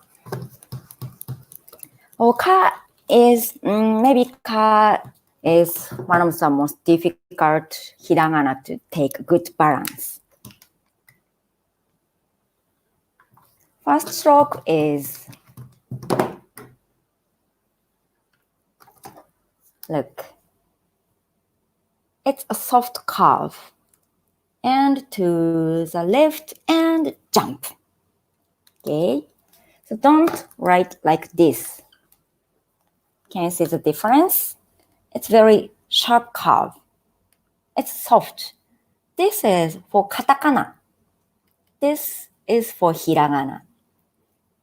Because in ancient Japan, katakana was letters for men and hiragana was for women. That's why hiragana has a lot of curve and katakana is very sharp. Okay? The second stroke is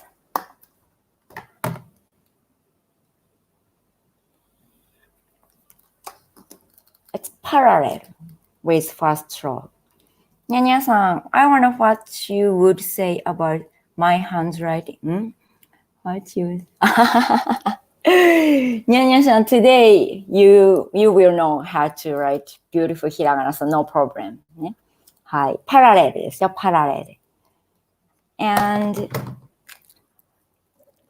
it's better second stroke is a little bit shorter, like this. Okay? Next, third stroke. As the position of third stroke is very important. Many of my students write like this. I hate this. It's very ugly. The correct position is here. And not too small or too short. Okay? So start from this line. Okay?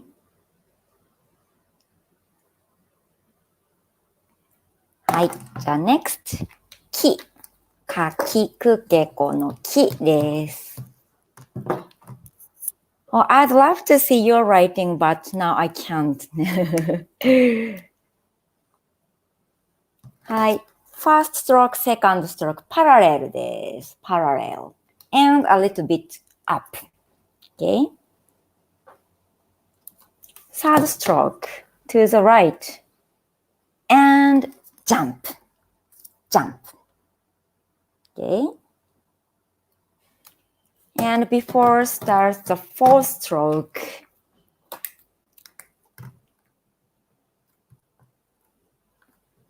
look at this line.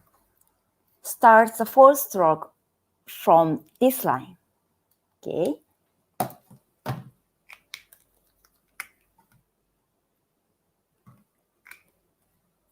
Like this.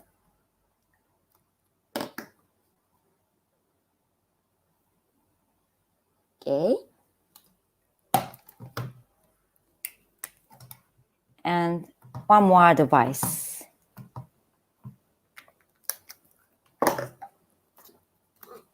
Like, start from this line and finish on this line.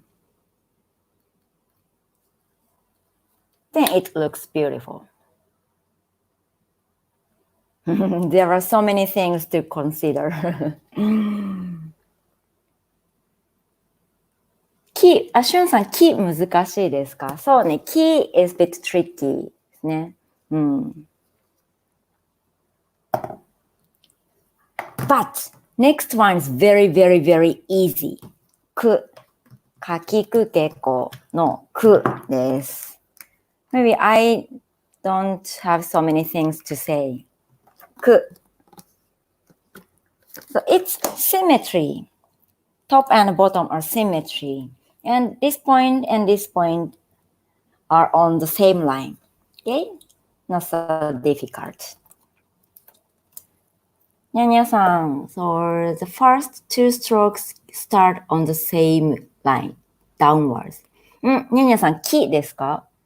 First two strokes start on the same line, downwards. Downwards. あれ? Downwards. にゃにゃさん、downwards じゃありませんよ。アップ。これでしょ? アップ。on the same line. Okay? しゅんさん、く。それはマテマティクスですね。はい。にゃにゃさん、OK ですか？これ、キ12、same line ね。same, imaginary line. imaginary? 何？ imaginary line. same, そうです。はい、そうです。はい、that's right, にゃにゃさん。lower stroke is a bit longer. lower stroke. Same is okay. Bit long is okay. Not so much gap. But same is okay. にゃにゃさん。same. はい、じゃあ、かきくけ。はい、け contains jump, stop, and non-stop. Okay. First stroke is jump. And look, it's not straight. It's a soft curve. Okay, but not curve like this. Okay. This is for E. E は、we already studied E, right? This is E. E is to the right, but K is not to the right. Starting point and finishing point are on the same line. Can you see? Okay. And second stroke is vertical line. Second stroke. And third stroke. Third stroke is non-stop. 払いです。Like this. Go down, and a little bit to the left. Okay. And if you write right side a little longer than left side, it looks beautiful. Okay. A little bit lower, but just a little bit. Okay. はい、next, こ。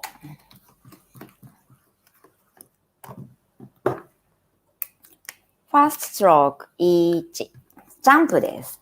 jump. Okay. Second stroke.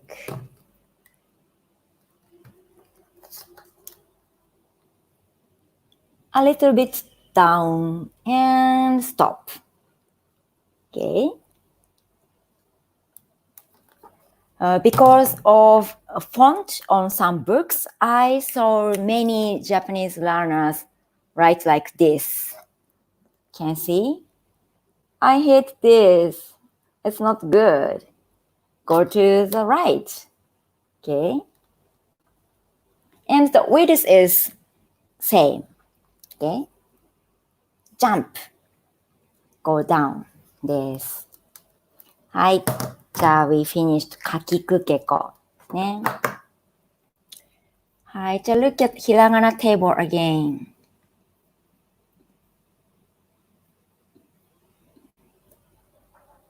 はい。じゃあ、we finished first two lines, okay? And now you can see handwriting and font is very different, okay? Especially, き very different. ko is different. O is different. The last part of second stroke is go up, and o. It's not good.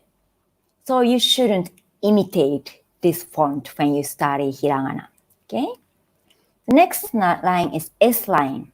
Pronunciation is a little bit tricky because not sa, si, su, se, so, but sa, shi, su, se, so.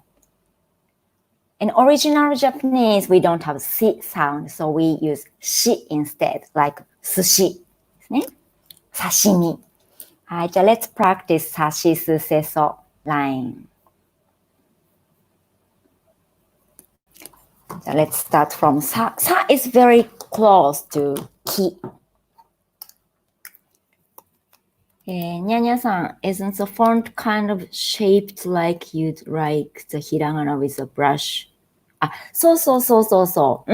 Yeah, when hiragana was born, people use a brush. Hi, but now we write with pen or mechanical pencil, so it's different. はい、じゃあさです。First stroke is a little bit up. ね。Second stroke to the right and jump. Jump. And third stroke like ki. Start from starting point is here.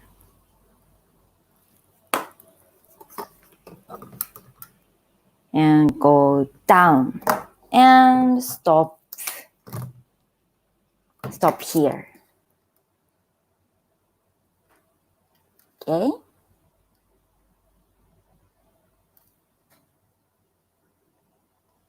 Yeah, almost same with ki, just the number of lines are different. Saです.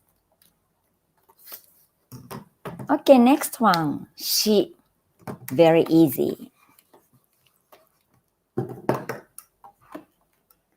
Only one stroke. Shi. Go down, down, down, down, down, and curve up. Non-stop です. Non-stop. Okay. It's very easy.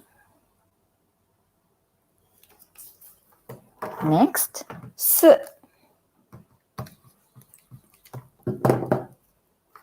First stroke is long. Many learners write this line very short. It looks very ugly. Okay, first stroke is long. Hi. Second stroke is it has loop. Hi, loop. So I'll show you bad example.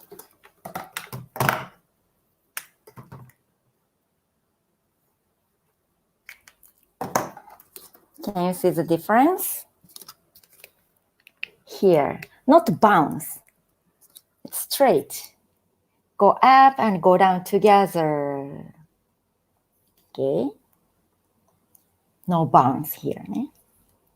And the last part is go a little bit to the left and non-stop. Okay. If the first stroke is short, it looks very ugly. Looks funny. あ、そうですか。にゃにゃさん、すが好きですか？はい。First stroke, long ね。long. Okay. じゃあ next, せ。Oh, I have to say many things about せ because balance is very difficult. Again, first stroke is very long. Very long. Okay, and let's divide this line into 3 equally. Okay, so maybe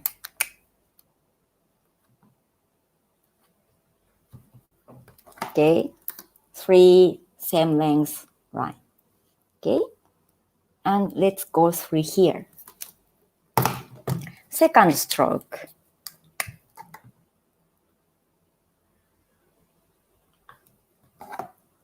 Jump. Third stroke. Shun-san. Oh, you can already write sushi in hiragana ね。Congratulations.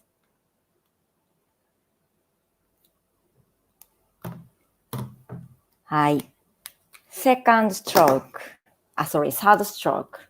Go down, down, down, down, down. Curve, soft curve, and flat. Flat. Okay. So,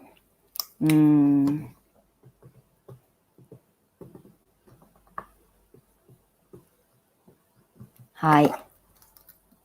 X equal Y equal Z. Okay. So the first stroke should be long. Okay. And the finishing point of third stroke is very important. It's longer than here. Okay. And next.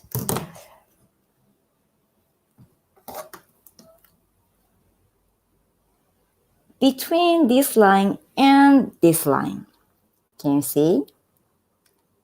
Not too long, not too short. This is a good balance. にゃにゃさん、ストップはノンストップ。ラストスロークストップですよ、ストップ。ここストップね、ストップ。はい。あ、しゅんさん、yeah, you're correct. マクティさん、こんにちは。マクティさん、where are you now? Where are you watching this live streaming?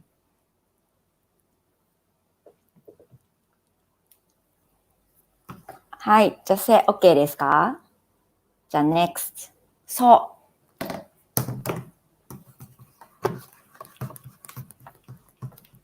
So it's only one stroke. にゃにゃさん、and is the first stroke straight or little up? にゃにゃさん、straight OK. Little up も OK. But only just a little bit です。はい。じゃあ、so. Many students struggle to take good balance of so. はい。これは so です。はい。じゃあ、まず、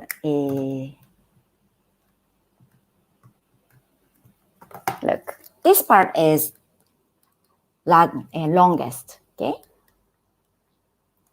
And when you write this curve,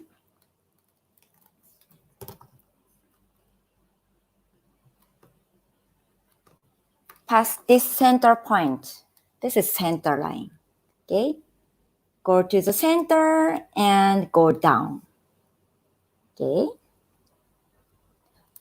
And the finishing point is left side of this point. Okay?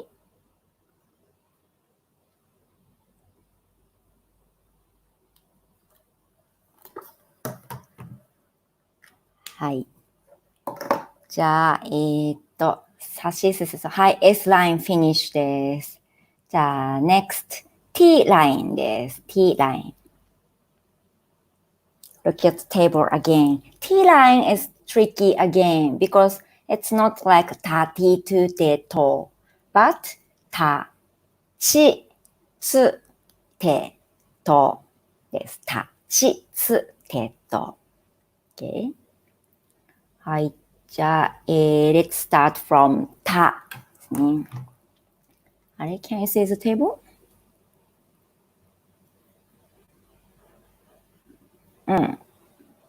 Anyway, okay, let's get started. た。Oh, again, た。I saw many ugly た. First stroke is very short and it's on the left side. Second stroke is to the left, but not so much, okay?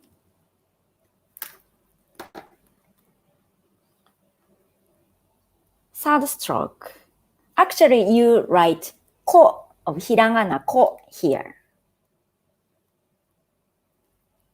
This is ko. right?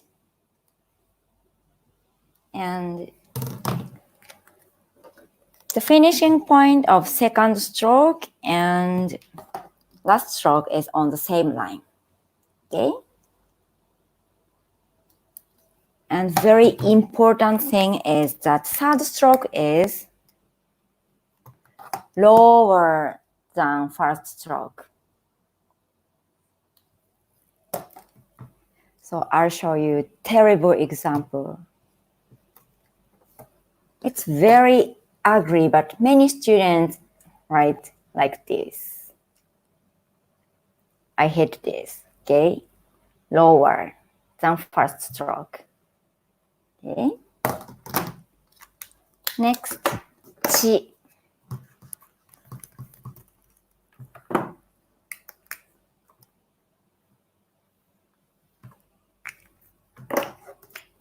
First stroke, second stroke is to the left and go up, curve, and non-stop. Non-stop です。Okay?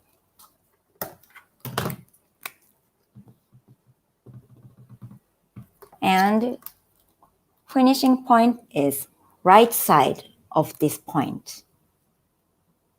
Again, I'll show you part example. I really hate this. It's very ugly, but many people write like this. Maybe you already know why it's wrong. Okay?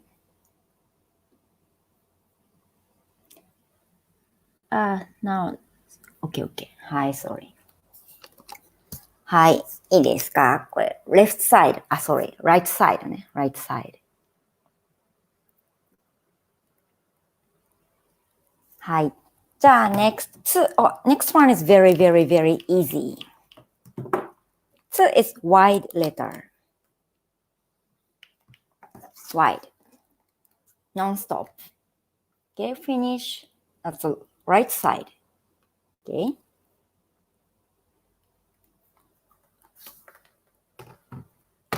はい、this is wide. はい、じゃあ next one. 手。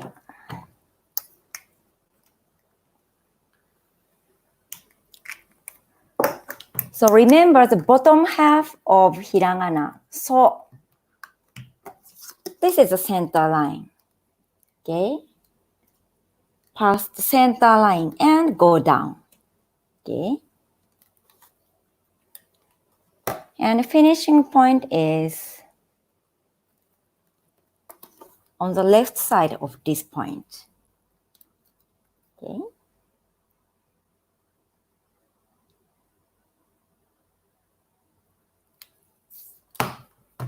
Hi. So look at the hiragana table again. Hi, we finished 4 lines. Next, we practice N line. Oh, it takes a while to share the screen. Okay. はい、N ラインはな、に、ぬ、ね、のです。Let's get started.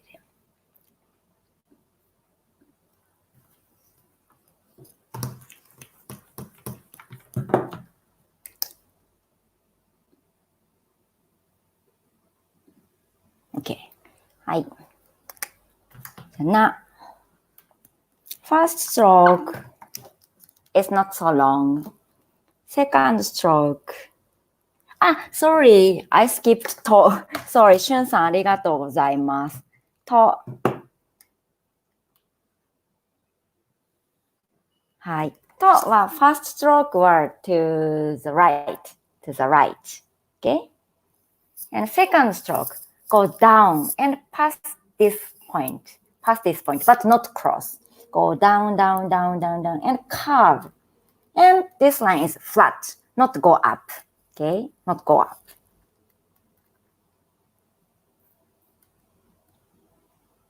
Okay, first stroke is to the right, to the right. はい、じゃあ次はなです。First stroke is short. Second stroke is to the left, but not go to the bottom. Stop. Okay. Next. Third stroke is very short and go down to the right. Okay. And position is start from here. Okay. And fourth stroke is start from here. Okay.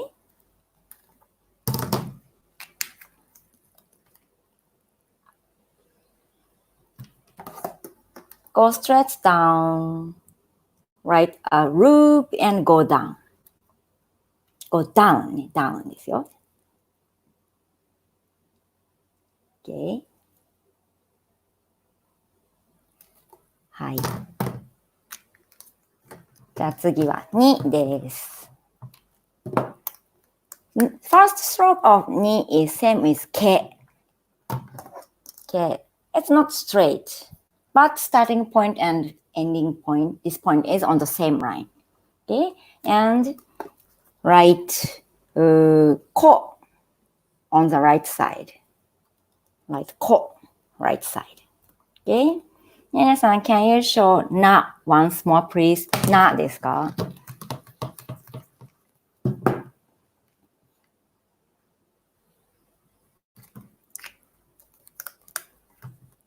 はい、な。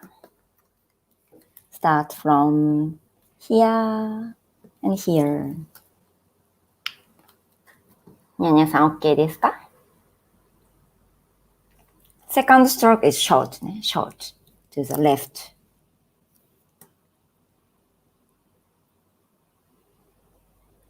OK?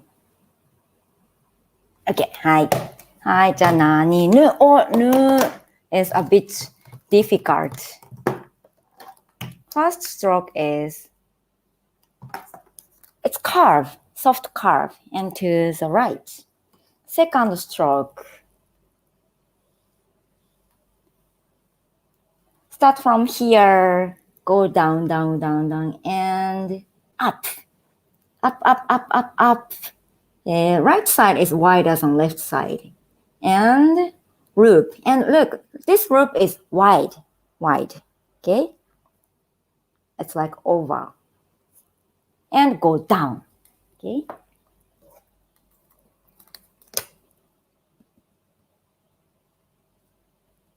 And these points are on the same line. This line can be shorter, but this point is on the same line. Okay? This is one of the most difficult one, I think. Hi. Okay, so next one, ね。First stroke is horizontal line. First stroke. Second stroke.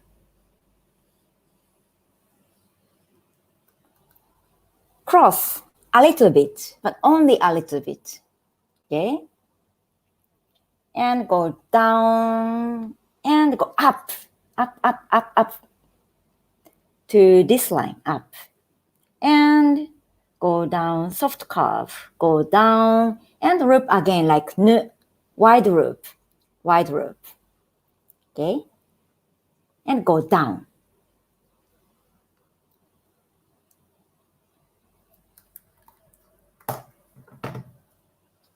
Hi. So we don't have so much time, so next one, ね。はい。なにぬねの。の。はい。Start from here and go to the left. Go up, curve, and non-stop. Okay? This point and finishing point are almost on the same line. Okay? To the left. Here in Thailand, people use a lot of loop in the writing. So Thai people write like this, but it's not correct. Okay?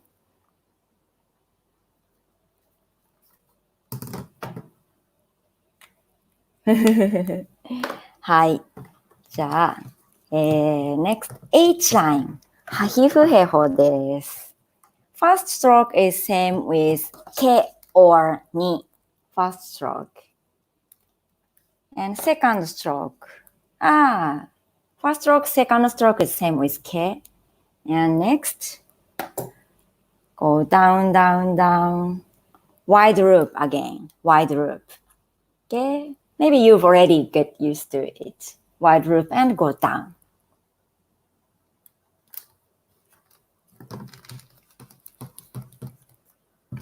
He is a bit tricky.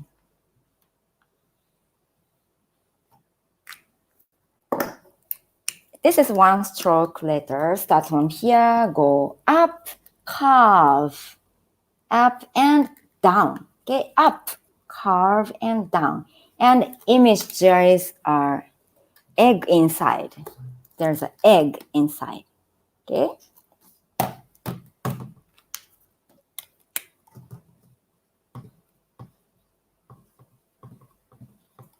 And look, X is longer than Y.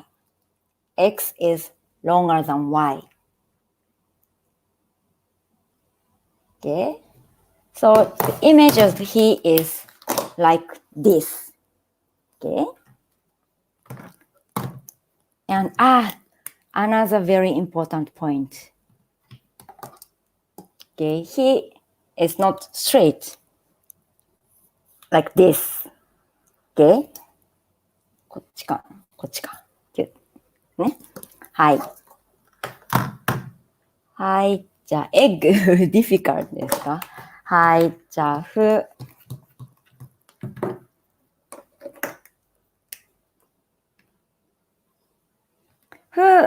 is very difficult to take a good balance. Now, first stroke is this, very short. It's on the center line. Second stroke, go down, down, down, down, up, non-stop, up. And third stroke is to the right and jump up, right, jump up. And last stroke to the right. This is stop. Okay, stop, non-stop, jump, stop です。で、よいしょ。Try to write these 3 points on the same line. Then it looks beautiful. Okay? はい。じゃあ、へ is very easy. So I have to speed up ね。Sorry. へは、どうしよう。It's very easy. Just go up and down. One stroke. Short, long. Short, long. ね。はい。ほ is very similar to は。Only the number of lines is different.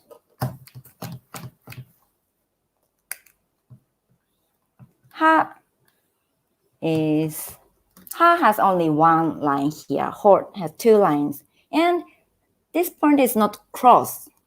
Okay? Not cross. And this loop is wide as usual. Wide. And go down.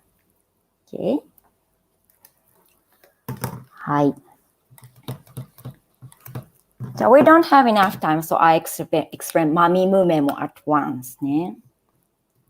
まみむめも。はい。As you have already studied は and ほ、ま is very similar. Just it doesn't have anything on the left side. So this is center line. Okay? Wide loop, go down. Okay, next, mi.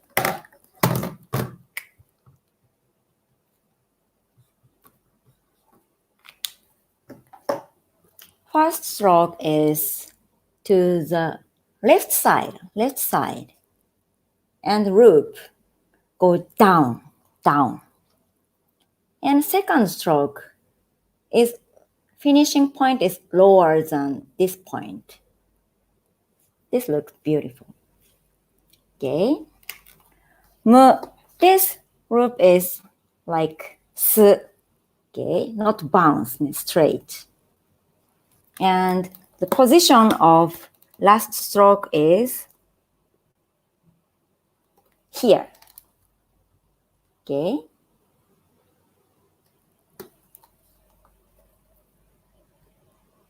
And try to write this one not too short. Okay.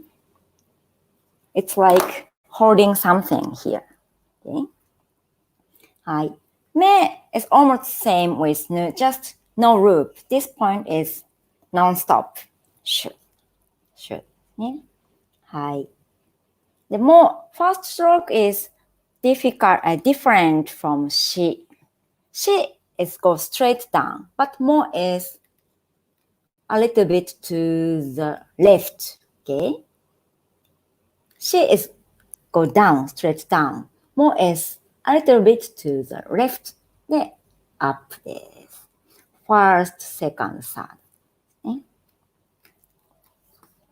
OK, 5 minutes more. はい。じゃあ、や、ゆ、よ。や、ゆ、よ。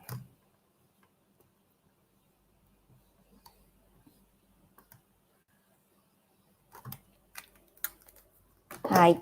じゃあ、や、first stroke は go up, curve, シュ、non-stop, up, curve, シュ。second stroke はこの short 10 です。short. ちょん、これ。で、third stroke は to the right ですよ。right. はい。you, down, up, curve, and cross. This point is cross. Second stroke is a little bit curve, not straight. Non-stop です。Okay. This point is cross, and this point is also cross. Okay. はい。じゃあ、よは、again, wide loop, and go down です。Okay. This is bad example. Okay, you can see the difference, right? Wide and go down ですよ。はい。じゃあ、next, ラリルレロ。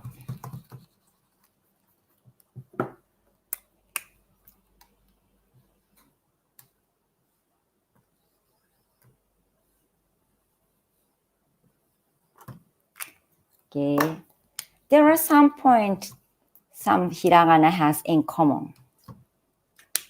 Okay, look at la, lu, lo. This line is to the left side, and lu, lo to the left. Okay? And finishing point is right side. Okay? So this line is not until here. Finish here. This loop is in the center. Okay? Like this. So this is part example. But this is very ugly, but many people write like this. Okay? But example. はい。で、りはここジャンプですね。If you don't jump here, you don't write as jump here, it's カタカナです。not ひらがな。And this part is similar with ね。a little bit close. Okay? But just a little bit です。で、this point is very sharp and go down curve non-stop ですよ。Okay, last 3 letters. 和、お、ん。和 is similar to ね and れ。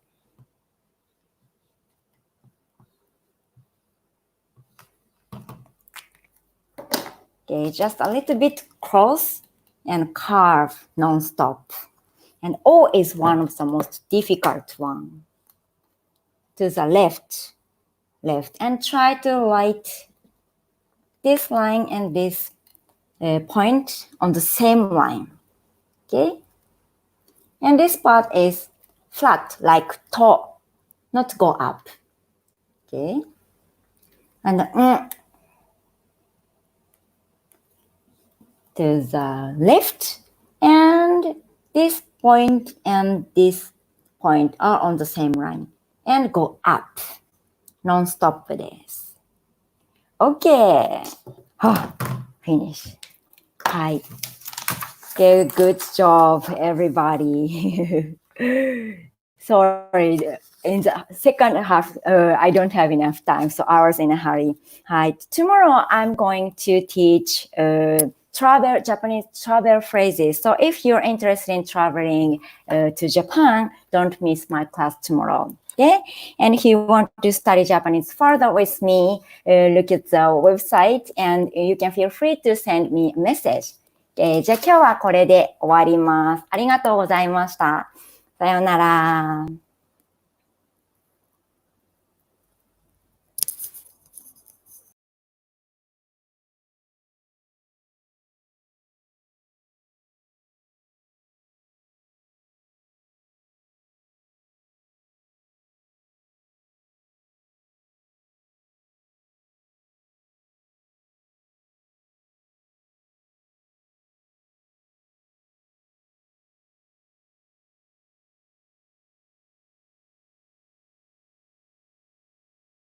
This is peng.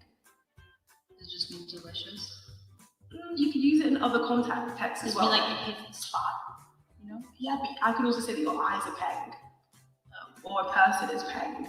Just mean like extraordinarily awesome. Basically. If you're talking about a person, you might even say peng-ting. Peng-ting. Like he's a peng-ting. Okay. This is mostly So London. he's like a 10. Yeah, exactly. So like the top of top. Yeah, basically. Number 3, American. I blew it. I blew it. I blew it. What a nightmare. I blew it. Yeah. So that means that you've completely ruined the situation. Yeah. Yeah. Say like, I didn't make it into school. So my parents will not be proud of me. I blew it. Yeah, but you rocked up late to work. Nobody ever knew that. Yeah. I'm never late. Number 3, British. Having a mare. Having a mare. Having a mare. A nightmare. Like horrible, real nightmare. In reality, basically. Very good. That's exactly That it. was a lot easier than the previously. Yeah, well, I thought I'd go instead you. Having a mare? You were having a mare before. I was having a mare Yeah. before, not understanding anything she was saying. Yeah, exactly. So there you have it. There's our British and American slang. Tell us what you thought of it. Did you understand it? And we'll see you next time.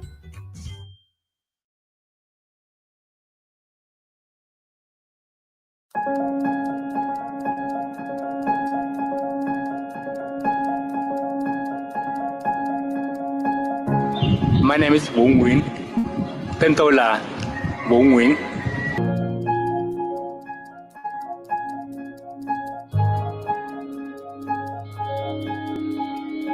It's really amazing thing for me.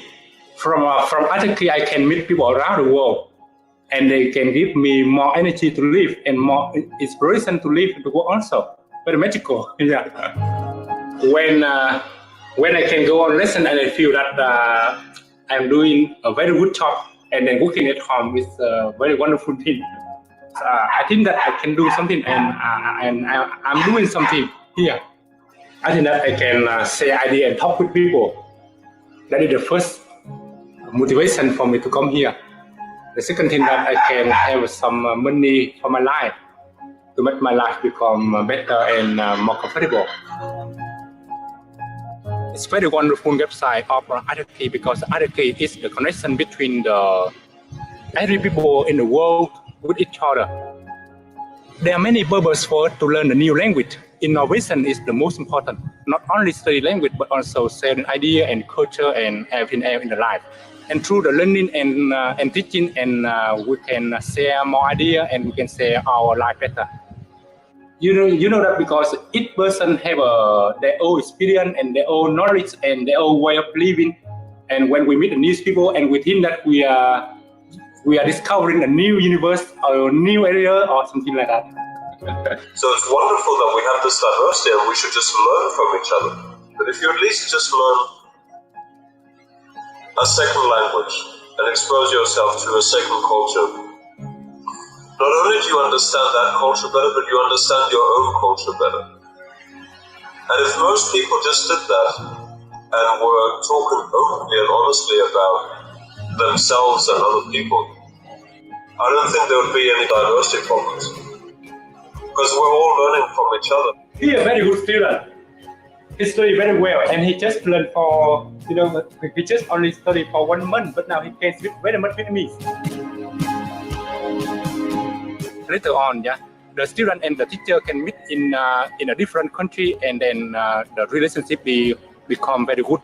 We drink coffee together, and we go and I ride a motorbike, and I take them along somewhere beautiful together, and we talk together, and then they come back to their country, and we become teacher and student again. We study again. Yeah.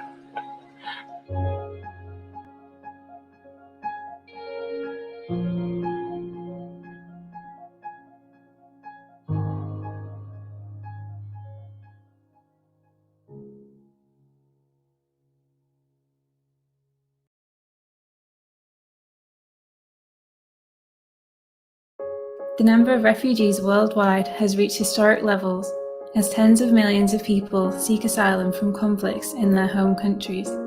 Even for those able to reach countries willing to take them in, rebuilding their lives and careers in unfamiliar societies often proves challenging.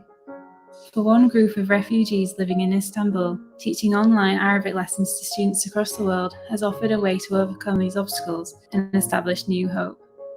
As well as earning income, they have been able to share their experiences with people from different cultures and backgrounds, cultivating meaningful relationships with students. My name is Rahaf and I'm from Latakia, Syria. Previously, I had a normal but busy life.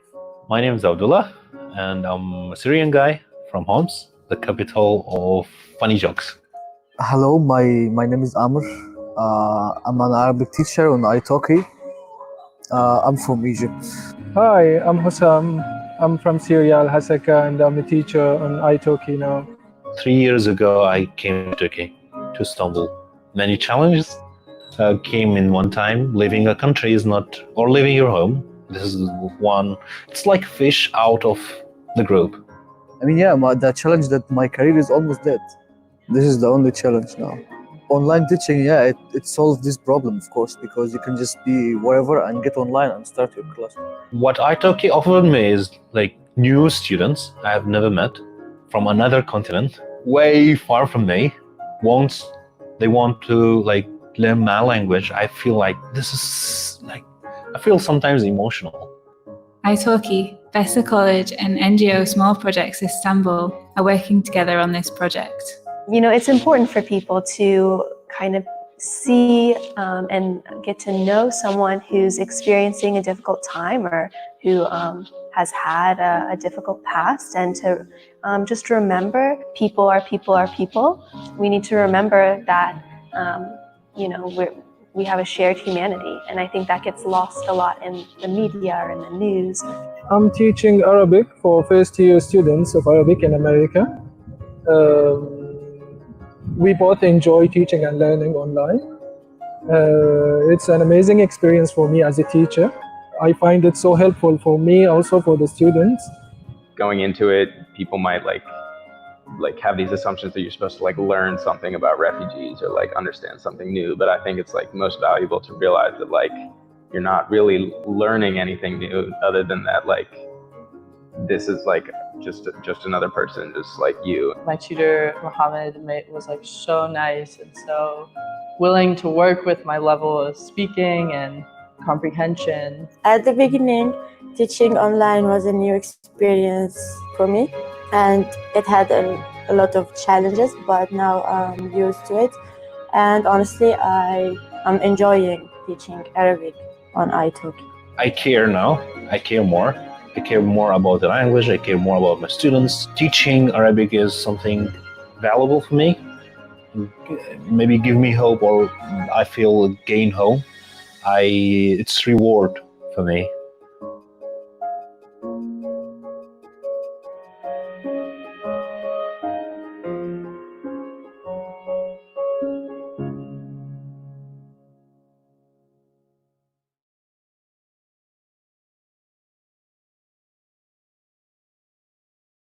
Hi, I'm a language learning app. Can we move on? This is a dog. I don't have a dog. Repeat after me. This person eats bread. I want to practice English for my job interview.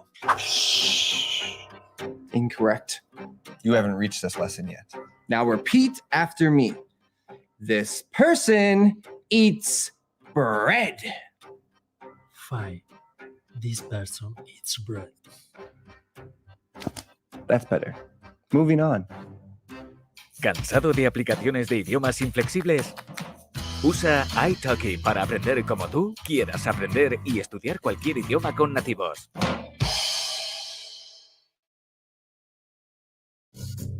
Meet Peter. He is learning Chinese. He was studying on his own with textbooks, flashcards, and apps, but is still having problems with basic conversation. This is Maria. She loves learning English, but she doesn't have many opportunities to use it. With italki, Peter and Maria are able to get personal online lessons to help them become fluent in a foreign language. You can start learning a language on italki today. Just follow these 3 simple steps. 1. Select the language. English, Spanish, Chinese, French, Japanese. italki has teachers for every language. 2. Select the teacher. With italki, you can choose from thousands of experienced teachers from all over the world. And 3. Schedule a lesson. Online language lessons are the next best thing to living in a foreign country. With italki, you'll have a personal language teacher and real conversations with native speakers. Every day, thousands of people are connecting to international teachers through italki. Find a teacher today and become fluent in a foreign language.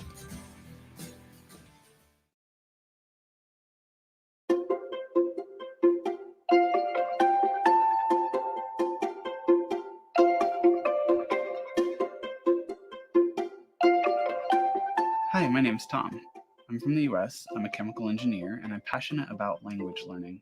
I've used italki to learn 8 languages to a conversational level. I grew up in Colorado, where I was exposed to many different cultures, which cultivated my interest in languages. One of the first languages I became conversational in was Norwegian. I decided to book a trip to Norway. To prepare, I found a group class with around 7 people. Not only were they extremely expensive, it was around $40 to $50 per lesson, but progress was also frustratingly slow due to the size of the class. I heard about italki from a positive review from a famous polyglot. I was amazed to discover that I could learn any language I want, one-on-one, and for the fraction of the price as offline classes. I thought, how is this even possible? I immediately signed up with 2 teachers in Norwegian. One teacher, we would have conversation lessons and go through a textbook, and with the other teacher, we would go through worksheets and chat about random things.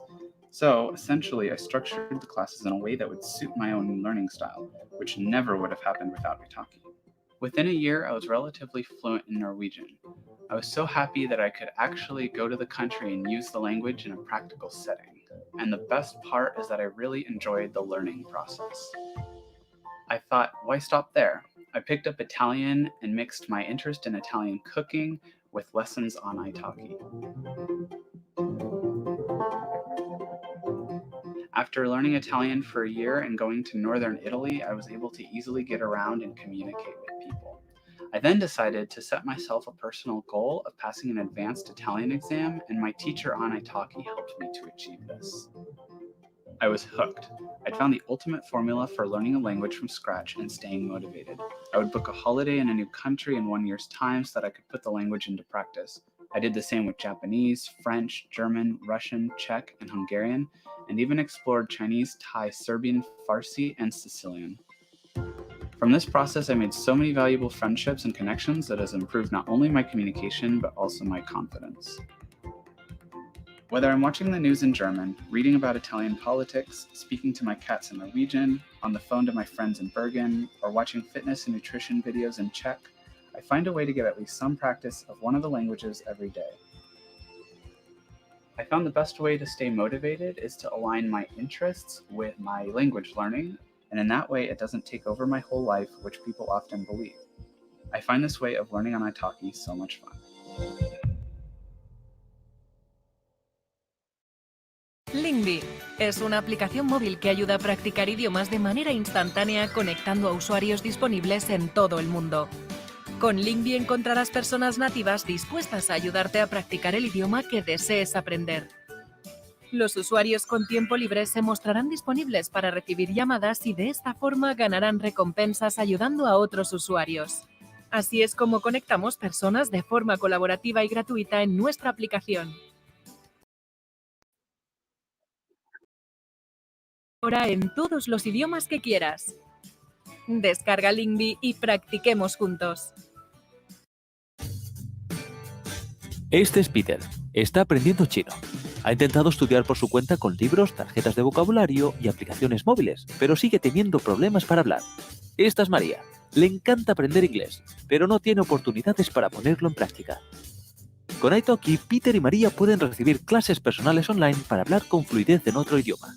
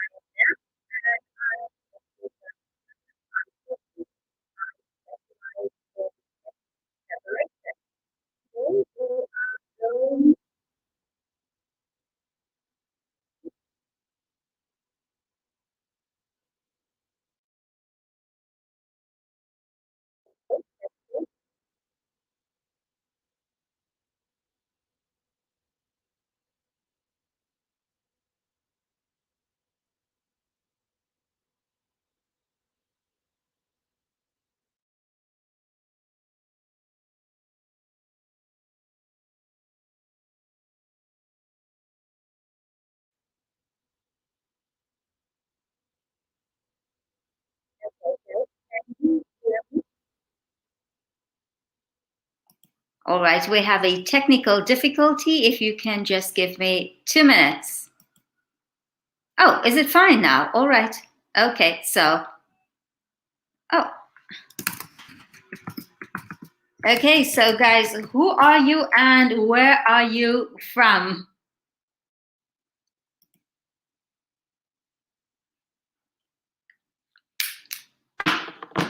Sorry about that small technical difficulty. Let's start again. I'm Nas and I teach English on italki. I specialize in test preparation, IELTS and PTE. But today we're not going to do IELTS, we're going to do a little bit of grammar. We're going to do the second conditional.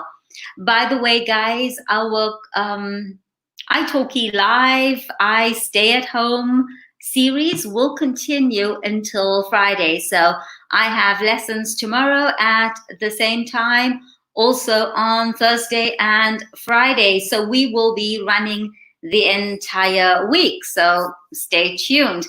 All right, if you guys can tell me where you are from, that would be great. And then while we're waiting for more students to join us, I think many people don't realize that we are live. I'm going to ask you a few warm-up questions, okay?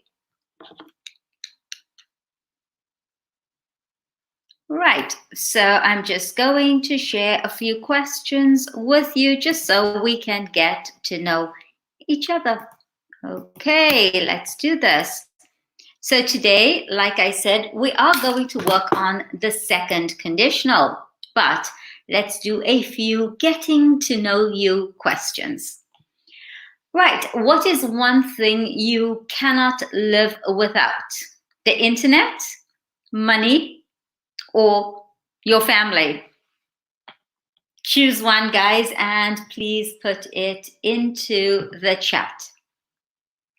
All right, what is one thing you cannot live without? Well, I live away from my family, so I can live without them, but I do stay in contact with them through the internet.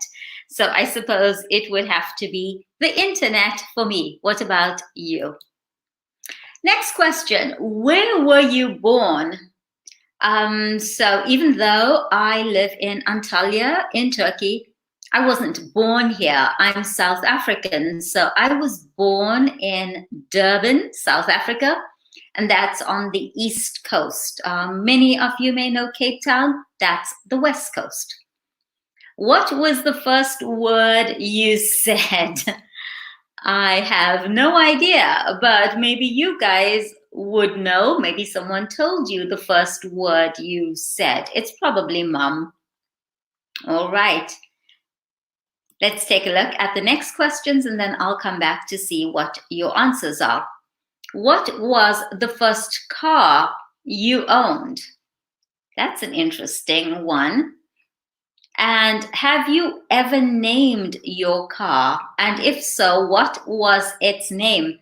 I know that nowadays, many of the Formula One drivers, especially Sebastian Vettel, they name their cars. I'm not sure if Lewis Hamilton names his car, but I know that Sebastian Vettel does.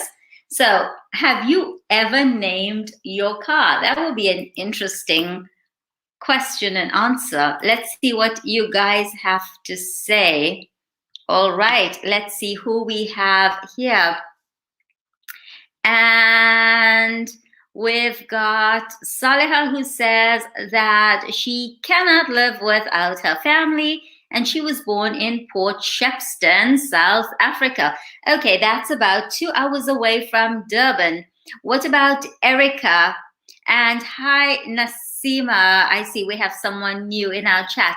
And Erica, hi there. How are you? Where were you born? Have you ever named your car? What was your first car? So guys, let's interact, because the more we interact, the more fun it is. And for any of you who have missed this, we are live until Friday. We've extended until Friday. And if we extend further, I'll let you know. But for now, we are live until Friday. So guys, where were you born? What was your first word? What was your first car? And did you name your first car? My first car, I actually got straight out of high school because it was a reward for great results, but I didn't name my car. It was actually kind of a bribing thing. My parents bribed me to study for my exams, so I got a car. So lucky me, yeah. So guys, where were you born? What was your first word? Okay. Now, while we're doing that, let me go back to a few more questions, but keep writing in the chat because I really do want to know answers to these questions. Okay, so what was your first car? What was the first car you owned? Have you ever named your car? I haven't, never. All right. Who was your childhood celebrity crush? Who was your childhood celebrity crush? And I would have to say George Michael from Wham, and that really shows my age because that was a long time ago. Who was your childhood celebrity crush? And if you say Justin Bieber, I'm going to guess you 20, okay? And how many siblings do you have? That's an interesting one. How many siblings do you have? And where do you fit in the order? Are you the eldest or the youngest, or are you the middle child? So who was your celebrity crush? And how many siblings do you have? Next question. How often do you push yourself out of your comfort zone?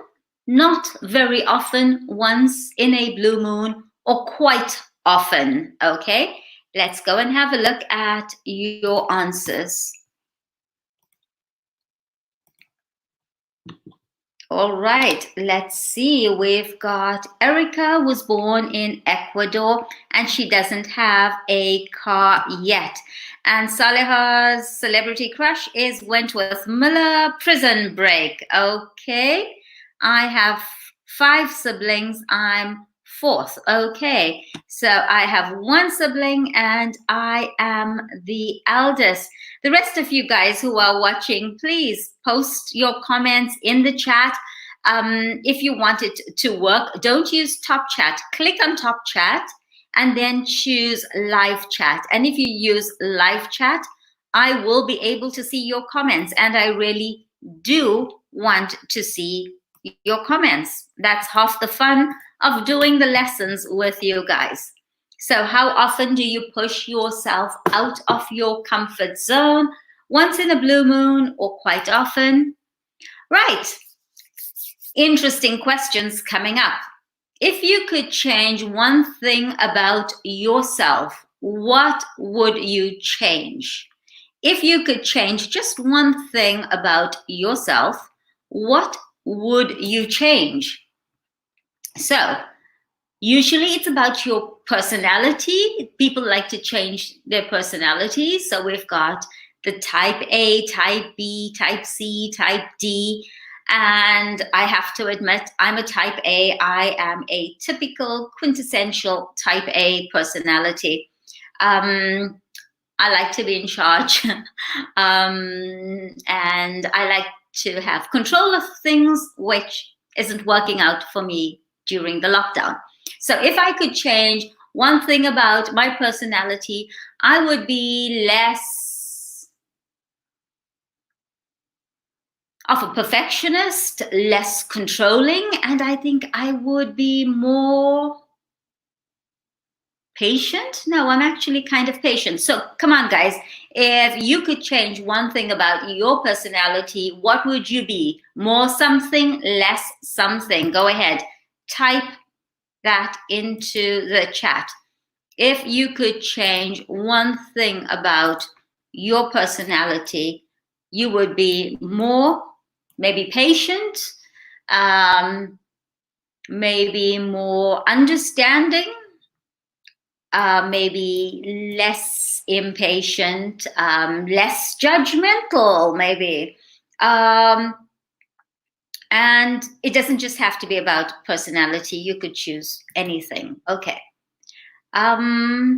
If you could pick another eye color for yourself, which color would you choose? I remember way back, maybe a decade or more ago, colored contact lenses were all the rage in South Africa. And I tried gray contact lenses and they actually looked great. But unfortunately for me, I cannot tolerate having anything in my eyes, which is why you guys see me with my glasses all the time. But if you could choose another eye color, interesting question. What eye color would you choose? Okay, let's go and have a look. And Nasima had a Corsa at 17. And Daniel, okay, I don't think I know you, Daniel. I think you're a new student. So Daniel, please tell me where you are from. Okay, and you have one sister who is older than you are. Okay, and Alejandro Sanz, who is Alejandro Sanz? Please educate me. I'm not sure who this is, but I would like to know. Okay, Daniel would change the way he does things. I have to do a lot because I can't focus on only one thing. So you kind of like a multitasker. Okay, and Nasima has an older brother and she's the baby. Okay, well, I'm the eldest child. Good. Daniel, I would be less impatient. Okay, Daniel has honey-colored eyes and loves the eye color. Erica, I'd be more patient and taller. Erica, you are 1.5. Wow, so am I. I'm teeny tiny, probably just under 1.5. But I don't think I've ever really wanted to be taller. I like being teeny tiny. But that's interesting, Erica, that you are as tiny as I am. Okay, and Nasima would be less rigid. Yeah, I put far too much effort into everything I do, which consumes me, probably also stresses you out. Not a good thing. Okay, interesting, guys. If you want to comment, please don't use the top chat. Click on it and go to live chat. If you go to live chat, I will be able to see everything that you have put onto the chat.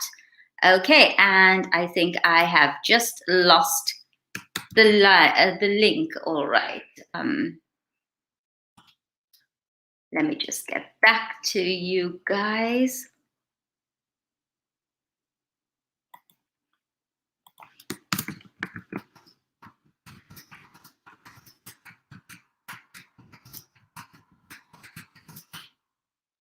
All right, guys. So in the meantime, I'm going to go to the next question, okay?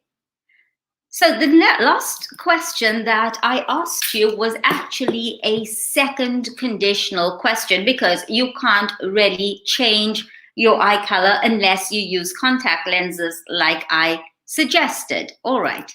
So we're going to look at second conditional today. Don't run away. I know it's grammar time, but please don't run away. You'll learn something and it will be fun. All right, second conditional. If, past simple, present conditional. We would, we wouldn't. We use it for imaginary situations in the present or in the future. And my favorite example of a second conditional when I'm teaching it is, if I saw an alien, I would or I wouldn't. If I saw an alien, I would take a selfie. It's an imaginary situation. It can happen now. It can happen in the future, but it's imaginary, okay? The chances of it happening are less than 10%, probably less than 5%, okay? So let's look at conditionals. The type 2 conditional is used to refer to now or the future, but the most important thing is that it is unreal or hypothetical. Okay, so it's hypothetical. And then we look at the probable result from this hypothetical imaginary situation. And for me, second conditionals are a lot of fun because I get to use my imagination. All right. And here we just have all of the rules: past simple, present conditional, or present continuous. All right.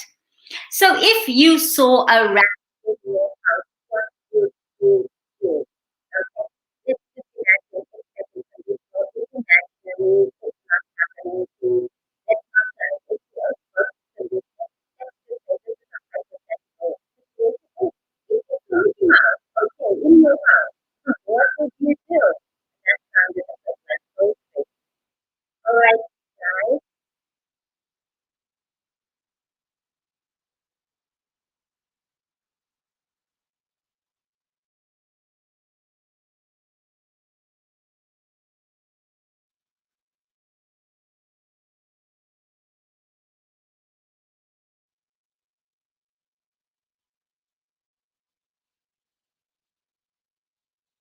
Okay, Jeffrey, I'm just testing. Can you hear me?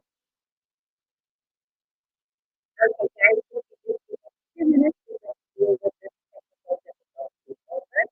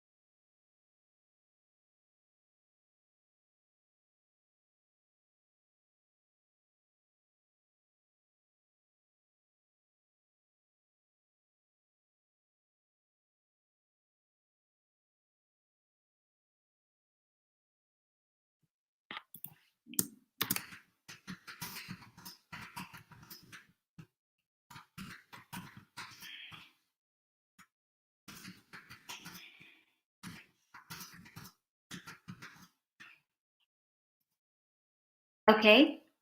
Jeffrey, can you hear me? Okay, fantastic.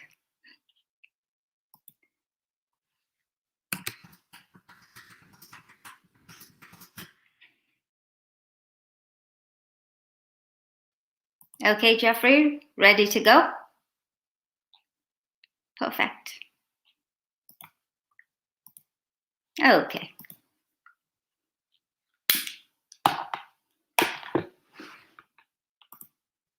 Okay, guys, I'm back and I'm just going to read your comments. All right.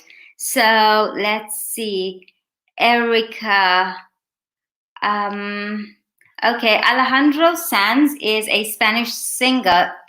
So Daniel is a multitasker. So I do a lot of things without completing anything. So Daniel, we would call you a jack of all trades and master of none. Oopsie daisy. Okay, right. And let's see, Barbara, could you look at the italki chat? Okay, so Barbara wants me to have a look. No problem. Let's take a look, Barbara. Where are you? I cannot see your comments. All right, Irene. Okay, sorry, guys. It looks like I've been missing some of you. Okay, Barbara, I can see your comment. And Irene, where are you from? Daniel, can you hear me? Everything's back on track. Fantastic. All right, guys. Now I'm going to just go back to our conditionals. Okay, it looks like the internet wasn't having fun with our conditionals and gave us a bit of a scare. Right. If you saw a rat in your house, what would you do? If you saw a rat in your house, what would you do? Let's look at the conditionals. If I saw a rat in my house, I would or I wouldn't. All right. So if you saw a rat in your house, hypothetical, imaginary, or if you saw Mickey Mouse in your house, that really sounds like poetry. What would you do? If you could only eat one food for the rest of your life, what would you choose? And I would choose sushi. Absolutely. All right, let me come back and just check that everything's on track. All right, no problems? Fantastic. Right, Irene. All right, Nasima, thank you. I'm back. And Irene, I was in the italki chat and I moved to the YouTube chat. Okay, guys, do you prefer to be in the YouTube chat? That's fine with me. There's a little delay with the YouTube chat. Right. If you found a mouse in your house, what would you do? If I found a mouse in my house, I would scream. I would run out. I would probably call the police. If you found a mouse in your house, what would you do? If you saw a mouse in your house. And because there's a time delay, I'm going to wait for your answers. And the next one was, if you could only eat one food for the rest of your life, what would you eat? And let's take a look at, okay, Erica, if I saw a rat, I would pass out. I'm with you there. Yeah, I'd probably also just pass out. I think I would just run out of the house. I would probably do something like call the fire station and ask them to come and help me. I don't think the police would be interested. All right, guys. So if you can just type in the chat, because I can't see any comments. If we can just test that. All right, here we go. All right, so everyone can hear me? Can everyone hear me? Okay, Fantastic. Thank you, Daniel. If you could only eat one type of food for the rest of your life, what type of food would it be? Why, Daniel? Thank God, because you're having fun. I hope so. All right. If you could only eat one thing for the rest of your life, Irene, it would be cheese. Okay. Whatever has lots of cheese, all kinds of cheese. Okay. I'm a fan of cheddar cheese, but I don't get it here in Antalya. We have great cheese back home in South Africa. And if Nas saw a rat, she would scream. And oh, I love all those little images that Nas is putting up. All right, guys, if you could only eat one thing for the rest of your life, what would it be? Daniel, would you like to let me know what that would be? All right. More conditionals, guys. I told you it's going to be fun conditionals, fun grammar. Right. If you could meet anyone dead or alive, who would you choose to meet? This one is a no-brainer for me. I would choose to meet Michael Schumacher. I am a huge Schumacher fan. I have always been a Schumacher fan from his Benetton days, from when I was a child. And I just think he is one of the greatest athletes. I also, I'm impressed by his strength, his mental strength while racing and his physical strength while racing. He was a real perfectionist, a go-getter, A-type personality. Hey, I think he was me.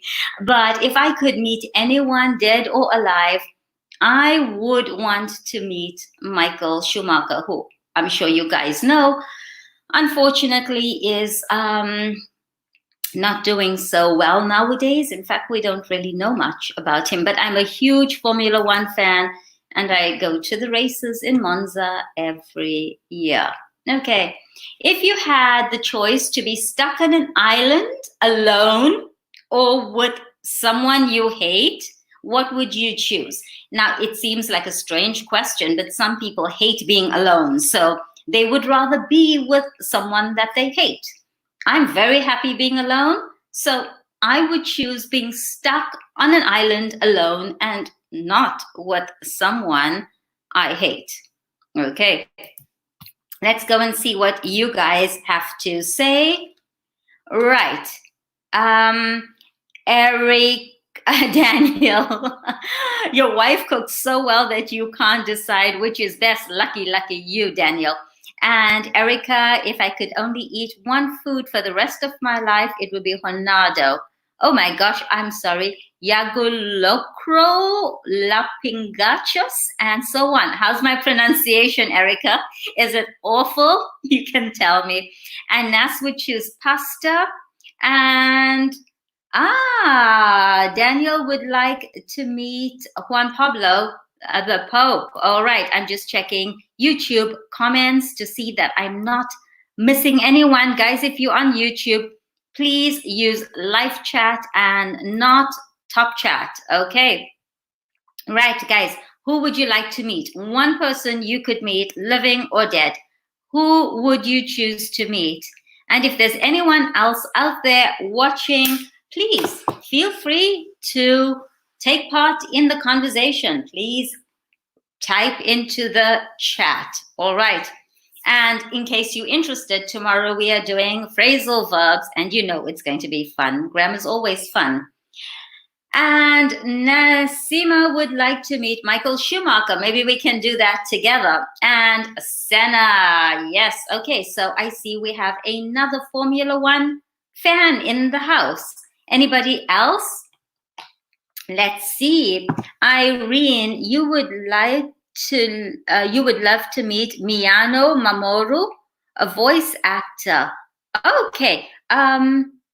You study sound, Irene, so that's why you are a fan of voice actors. All right. Okay, guys. Right. Anyone else? Daniel, Daniel wants to stay alone on the island, or with Elsa Pataki or Giselle Bundchen.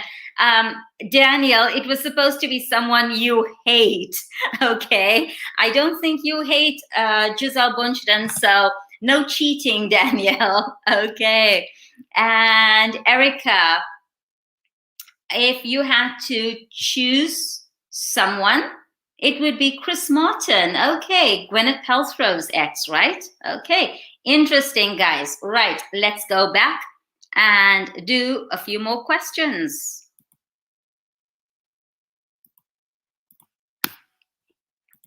So if you had to choose between being stuck on an island or with someone you hate, which one would it be? I'd rather be alone. I would rather be alone. Right, next question. If you could go back in time and relive your life, what would you do differently? And I've got a little quote here that says, sometimes I want to go back in time and punch myself in the face, because we have all made stupid decisions. So what would you do differently? Would you choose a different career? Would you choose a different boyfriend, a different husband, a different country to live in? What would you do if you could go back in time? And here we are doing second conditional, guys, because this is hypothetical. So if you could go back in time and relive your life, you can't do that. Not at this point. No time traveling yet. What would you do differently? So island, alone, or with someone you hate? And if you could go back in time and relive your life, what would you do differently?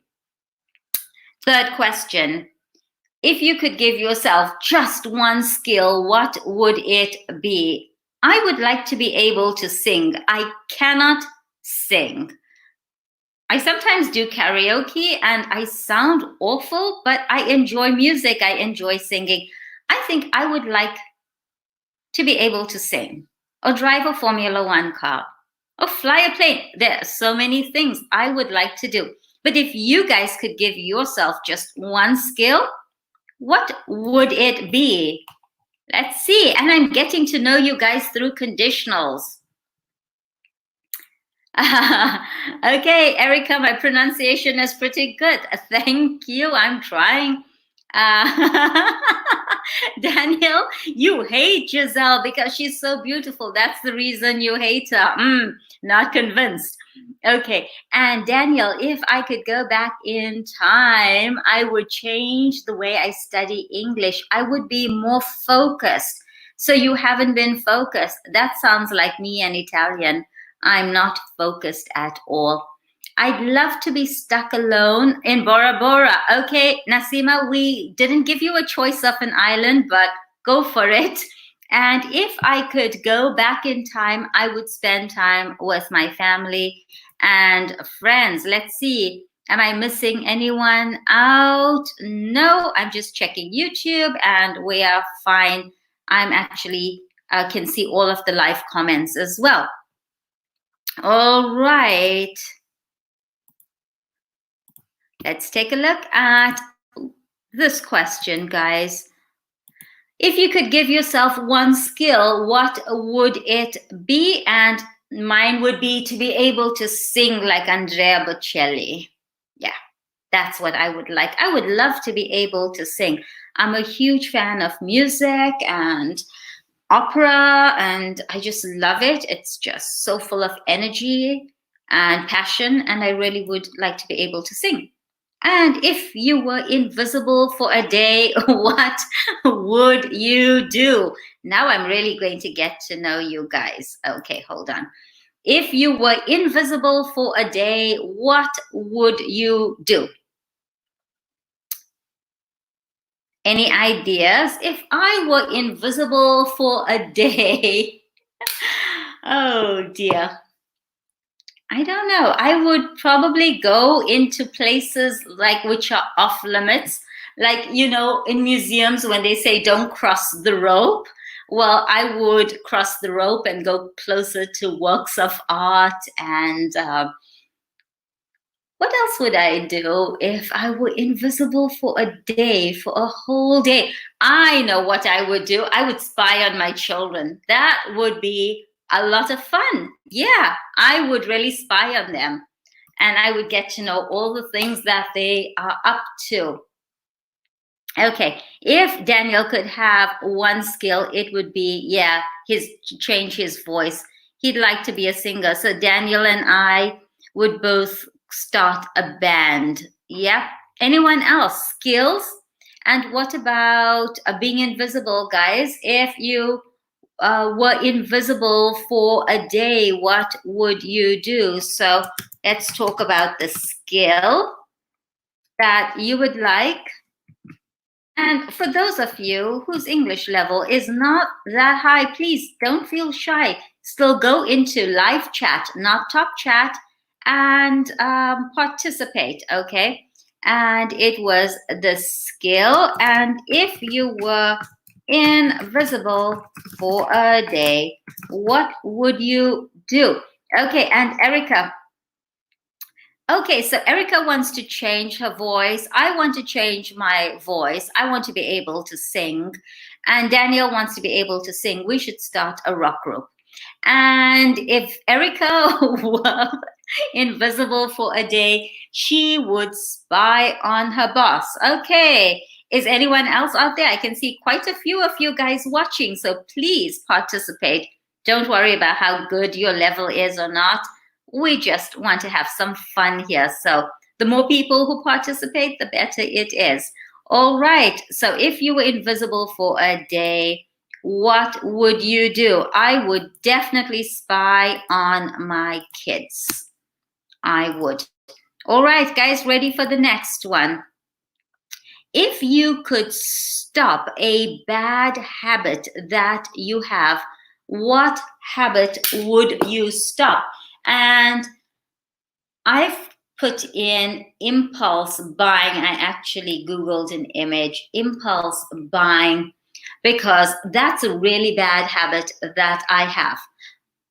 I think I'm a shopaholic, which is better than being all of the other holics, like alcoholic maybe. So I'm a shopaholic, okay.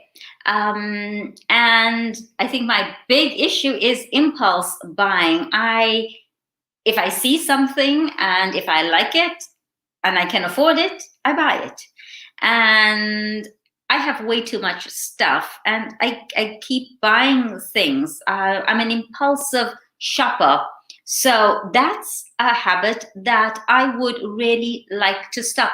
I read a great article yesterday about this woman who was able to save $5,000 a year, and her strategies were: one, no more clothes shopping, no more impulse buying clothes shopping. I get tons of emails about things that are on sale, and I click and then I select and then I buy. It's awful. She also said that she stopped ordering takeout. But this woman was a bit crazy. She was ordering takeout every day. So she started cooking, and then she started buying no-name brands in the supermarket. And overall, she saved $5,000 a year, and she was able to actually pay off some serious credit card debt. It was an interesting article. So for me, the bad habit would be impulse buying. I would stop impulse buying. Next question. If you had a choice to have no children or 10 children, which would you choose? If you had a choice between no children or 10 children, which would you choose? Okay, let's have a look at some answers. Right, if Daniel were invisible for a day, I would spy on famous people, on celebrities, because you don't think that it's as a funny, not funny, but fun, entertaining, enjoyable as it seems on television.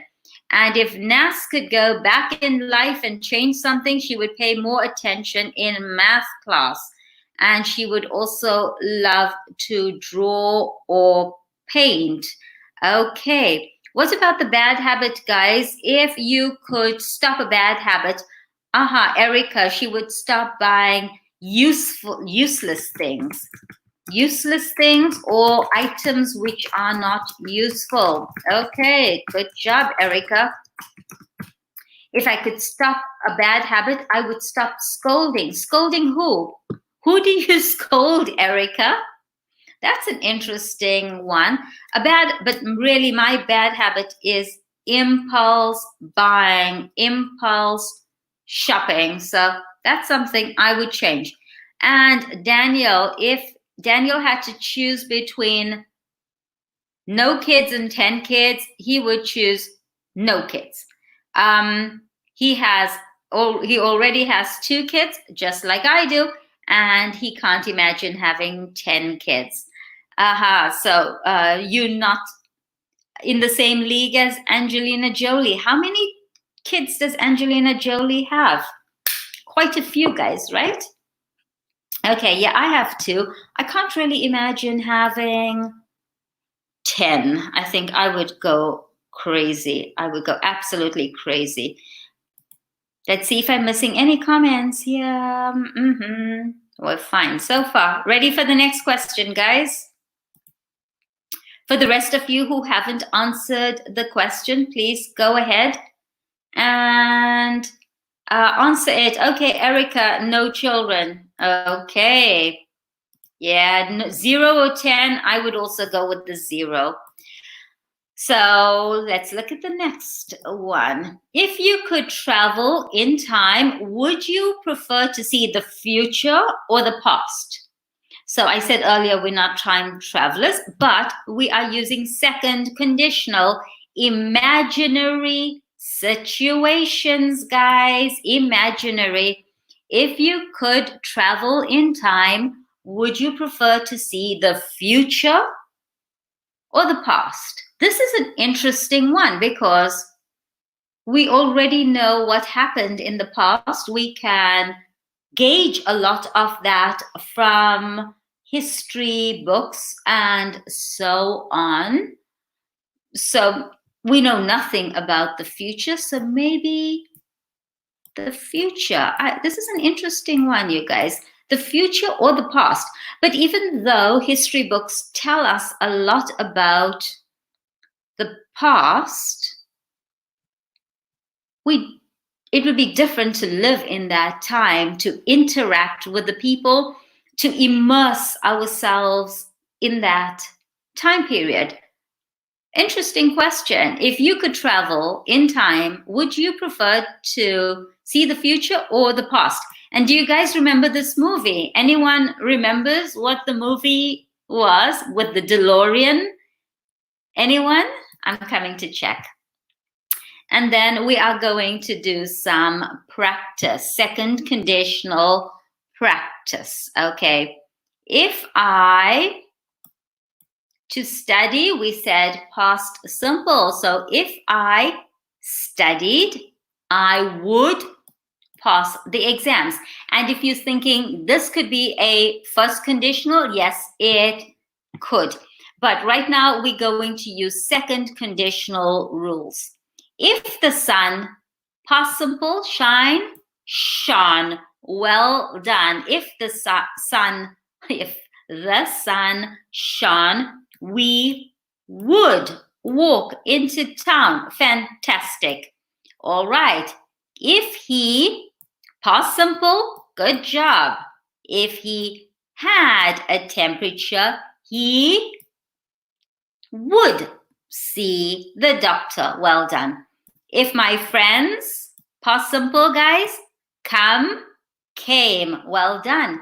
If my friends came, I, well done, would be very happy. If she, past simple, guys, well done. If she earned a lot of money, she, well done, would fly to New York. Excellent. If we, past simple, good, traveled, to London, we, perfect, would visit the museums? I'm just going to let you guys work this one out while I check your answers for, what was the question? Back to the future. All right. So would you guys like to do this one on your own while I just check your comments? Please don't run away because we're doing grammar. Okay. No children for Nas. One is insane. If you had a choice to choose love or work, which would you choose? Erica, is that question for me? I'll answer it right now. Irene. Okay. Oh, you guys have put up some lovely answers here. Right. Ooh, so many. All right, Daniel, I would love to read more than I do. I think spending a lot of time on my cell phone is really useless. I agree, but I do it as well. Irene, I wouldn't have children. I can barely take care of myself. That sounds like me, but I had kids when I was much younger. Children need time and love, someone who can help them reach their potential and be happy. I agree, Irene, having kids is a huge responsibility. And Nasima would stop buying makeup and sneakers. And Daniel, if I could travel, I would rather travel to the future. Our generation is going to be dead. What will happen after COVID-19 era? That is a very good question. And if you guys are joining me tomorrow, let's start out with that. What do you think the world will be like post-COVID-19? Once we are all free, once the lockdown is over, what do you think the world is going to be like? I can guarantee you it's not going to be the way it was in February. Let's have a look. No children, Nas, one is insane. If he had a temperature, he would see the doctor. He would have seen, we're using second conditional, Daniel. The past, Nas wants to go to the Renaissance era. Fantastic, with Michelangelo and Da Vinci and the Medici. Love Florence. All right. If my friends came, I would be very happy. And Nas says the movie is Back to the Future. Let me just check if I've missed anything out with you guys. No, then let's go back to grammar time. Please don't run away. I like having you guys here with me. If you wear, past simple, guys, wore, we're looking at second conditional, so second conditional rules. If you wore sandals in the mountains, you would slip on the rocks. Hypothetical, okay. If Rita forgot. Good, past simple. Her homework, the teacher would give her a low mark. Guys, for irregular verbs, I think it's speak out, the blue edition intermediate. On page 127, there's a list of irregular verbs that every English learner who wants to take English seriously, maybe take the IELTS or PTE exam, really should learn. Page 126, speak out intermediate.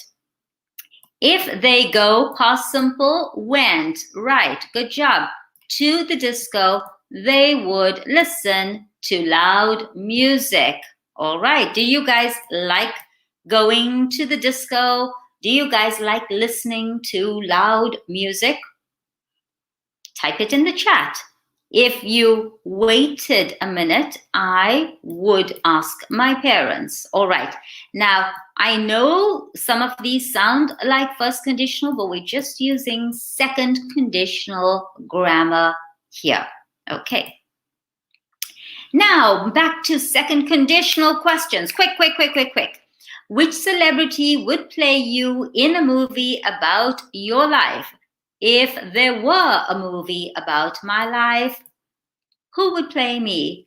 For me, it's always Eva Longoria. I think she's amazing, and we have the same kind of personality, I think. If you could go anywhere in the universe, where would you go? If you could go anywhere in the universe, where would you go?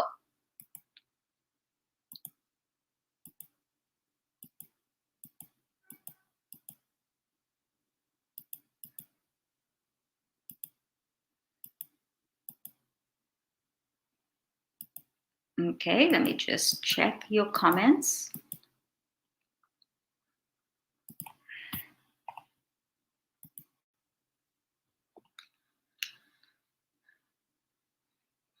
Okay, no, Daniel, no problem. No problem. We'll do 3 at some other point. Maybe I'll throw in some 3 for you tomorrow.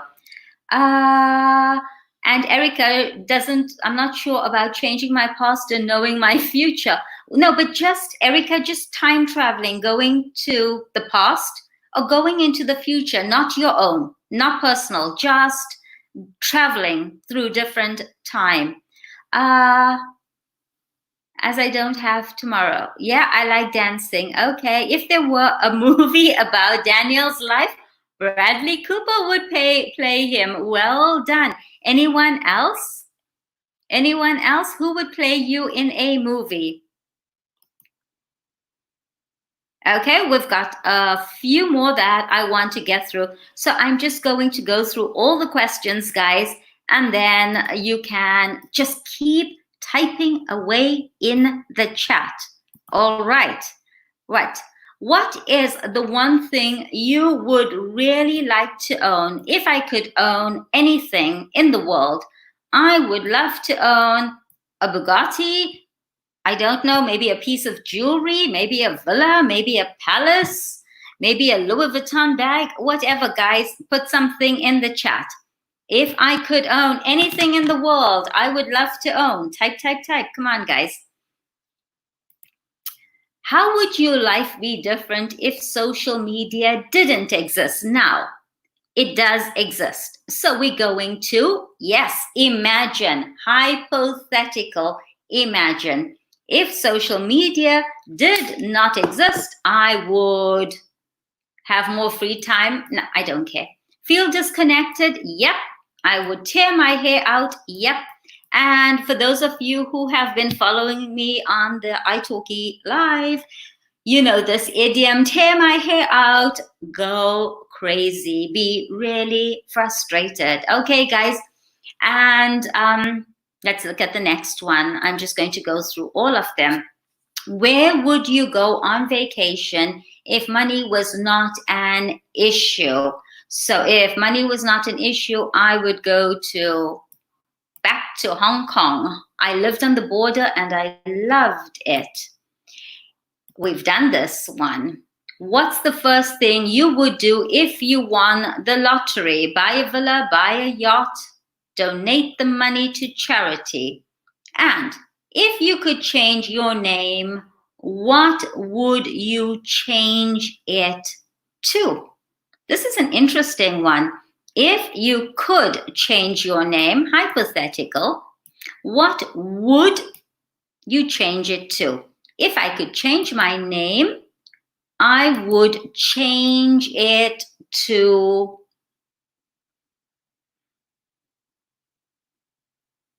Venus. I think it's the planet under which I was born or something like that. And a lot of my students tease me because I'm Nas and they call me Venus. So Venus, probably. I haven't really thought about it. If you could change your name, what would you change it to? Maybe you guys have thought more about this than I have. So, we're not doing this one. What's the first thing you would do if you won the lottery? If you could change your name, what would you change it to? If you were famous, what would you be famous for? If you were famous, what would you be famous for? I would be famous as a writer. I love writing. Okay. Let's have a look at your answers, and I'm actually going to just add on a few more minutes because of our technical difficulties, if that's okay. I'm not sure about. Okay. Okay, Bradley Cooper.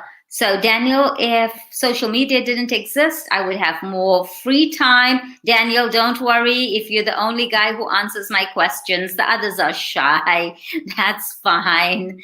If money were not an issue, I would buy a home in the Maldives. Okay. If I could change my name, I would change it to Carlos Augusto, a Roman emperor.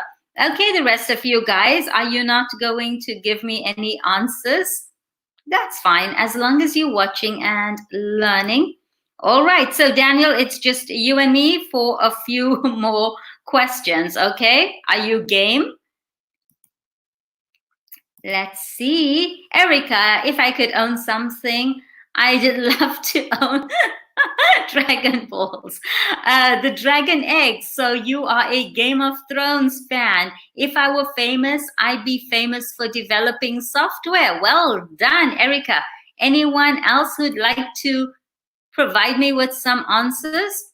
Okay, I'll come back to you guys. Let's just do the rest. If you didn't need sleep, let's imagine you didn't need sleep. How would you spend your nights?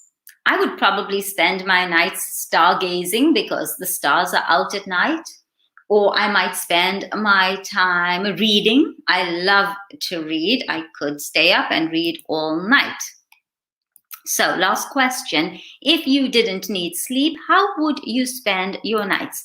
Now, guys, I'm just doing a quick survey. I want to run group classes, 90-minute group classes, pretty much the material we are covering here, but where you guys can actually talk. So I'm just running a survey to see if it's worth it. So if you can just tell me whether you'd be interested, 1, not sure, 2, if weekdays or weekends would suit you guys better, but I'm still coming to check your answers. I'm just curious. I'm just doing a bit of a survey because I'm having lots of fun doing this. Yeah, come on, Erica, Daniel, tell her. Yeah, we need people who want to interact. It's fun. Okay, guys, I'm still waiting for some answers. If you could stay up all night, if you didn't need to sleep, what would you do? If I didn't need sleep, I would spend my nights watching series. Okay, Daniel, which series? I want to know you better. Films. And Erica, I'd spend my nights reading, learning English, and designing. I would spend my nights reading and dancing. Oh my gosh. Okay, so these are all of the things. Irene, I would spend my nights studying cases for the police. Oh, we have CSI in the house. There are few people in the world that only need 4 hours of sleep. It's true. Imagine what to do with all that time. You know what, Irene?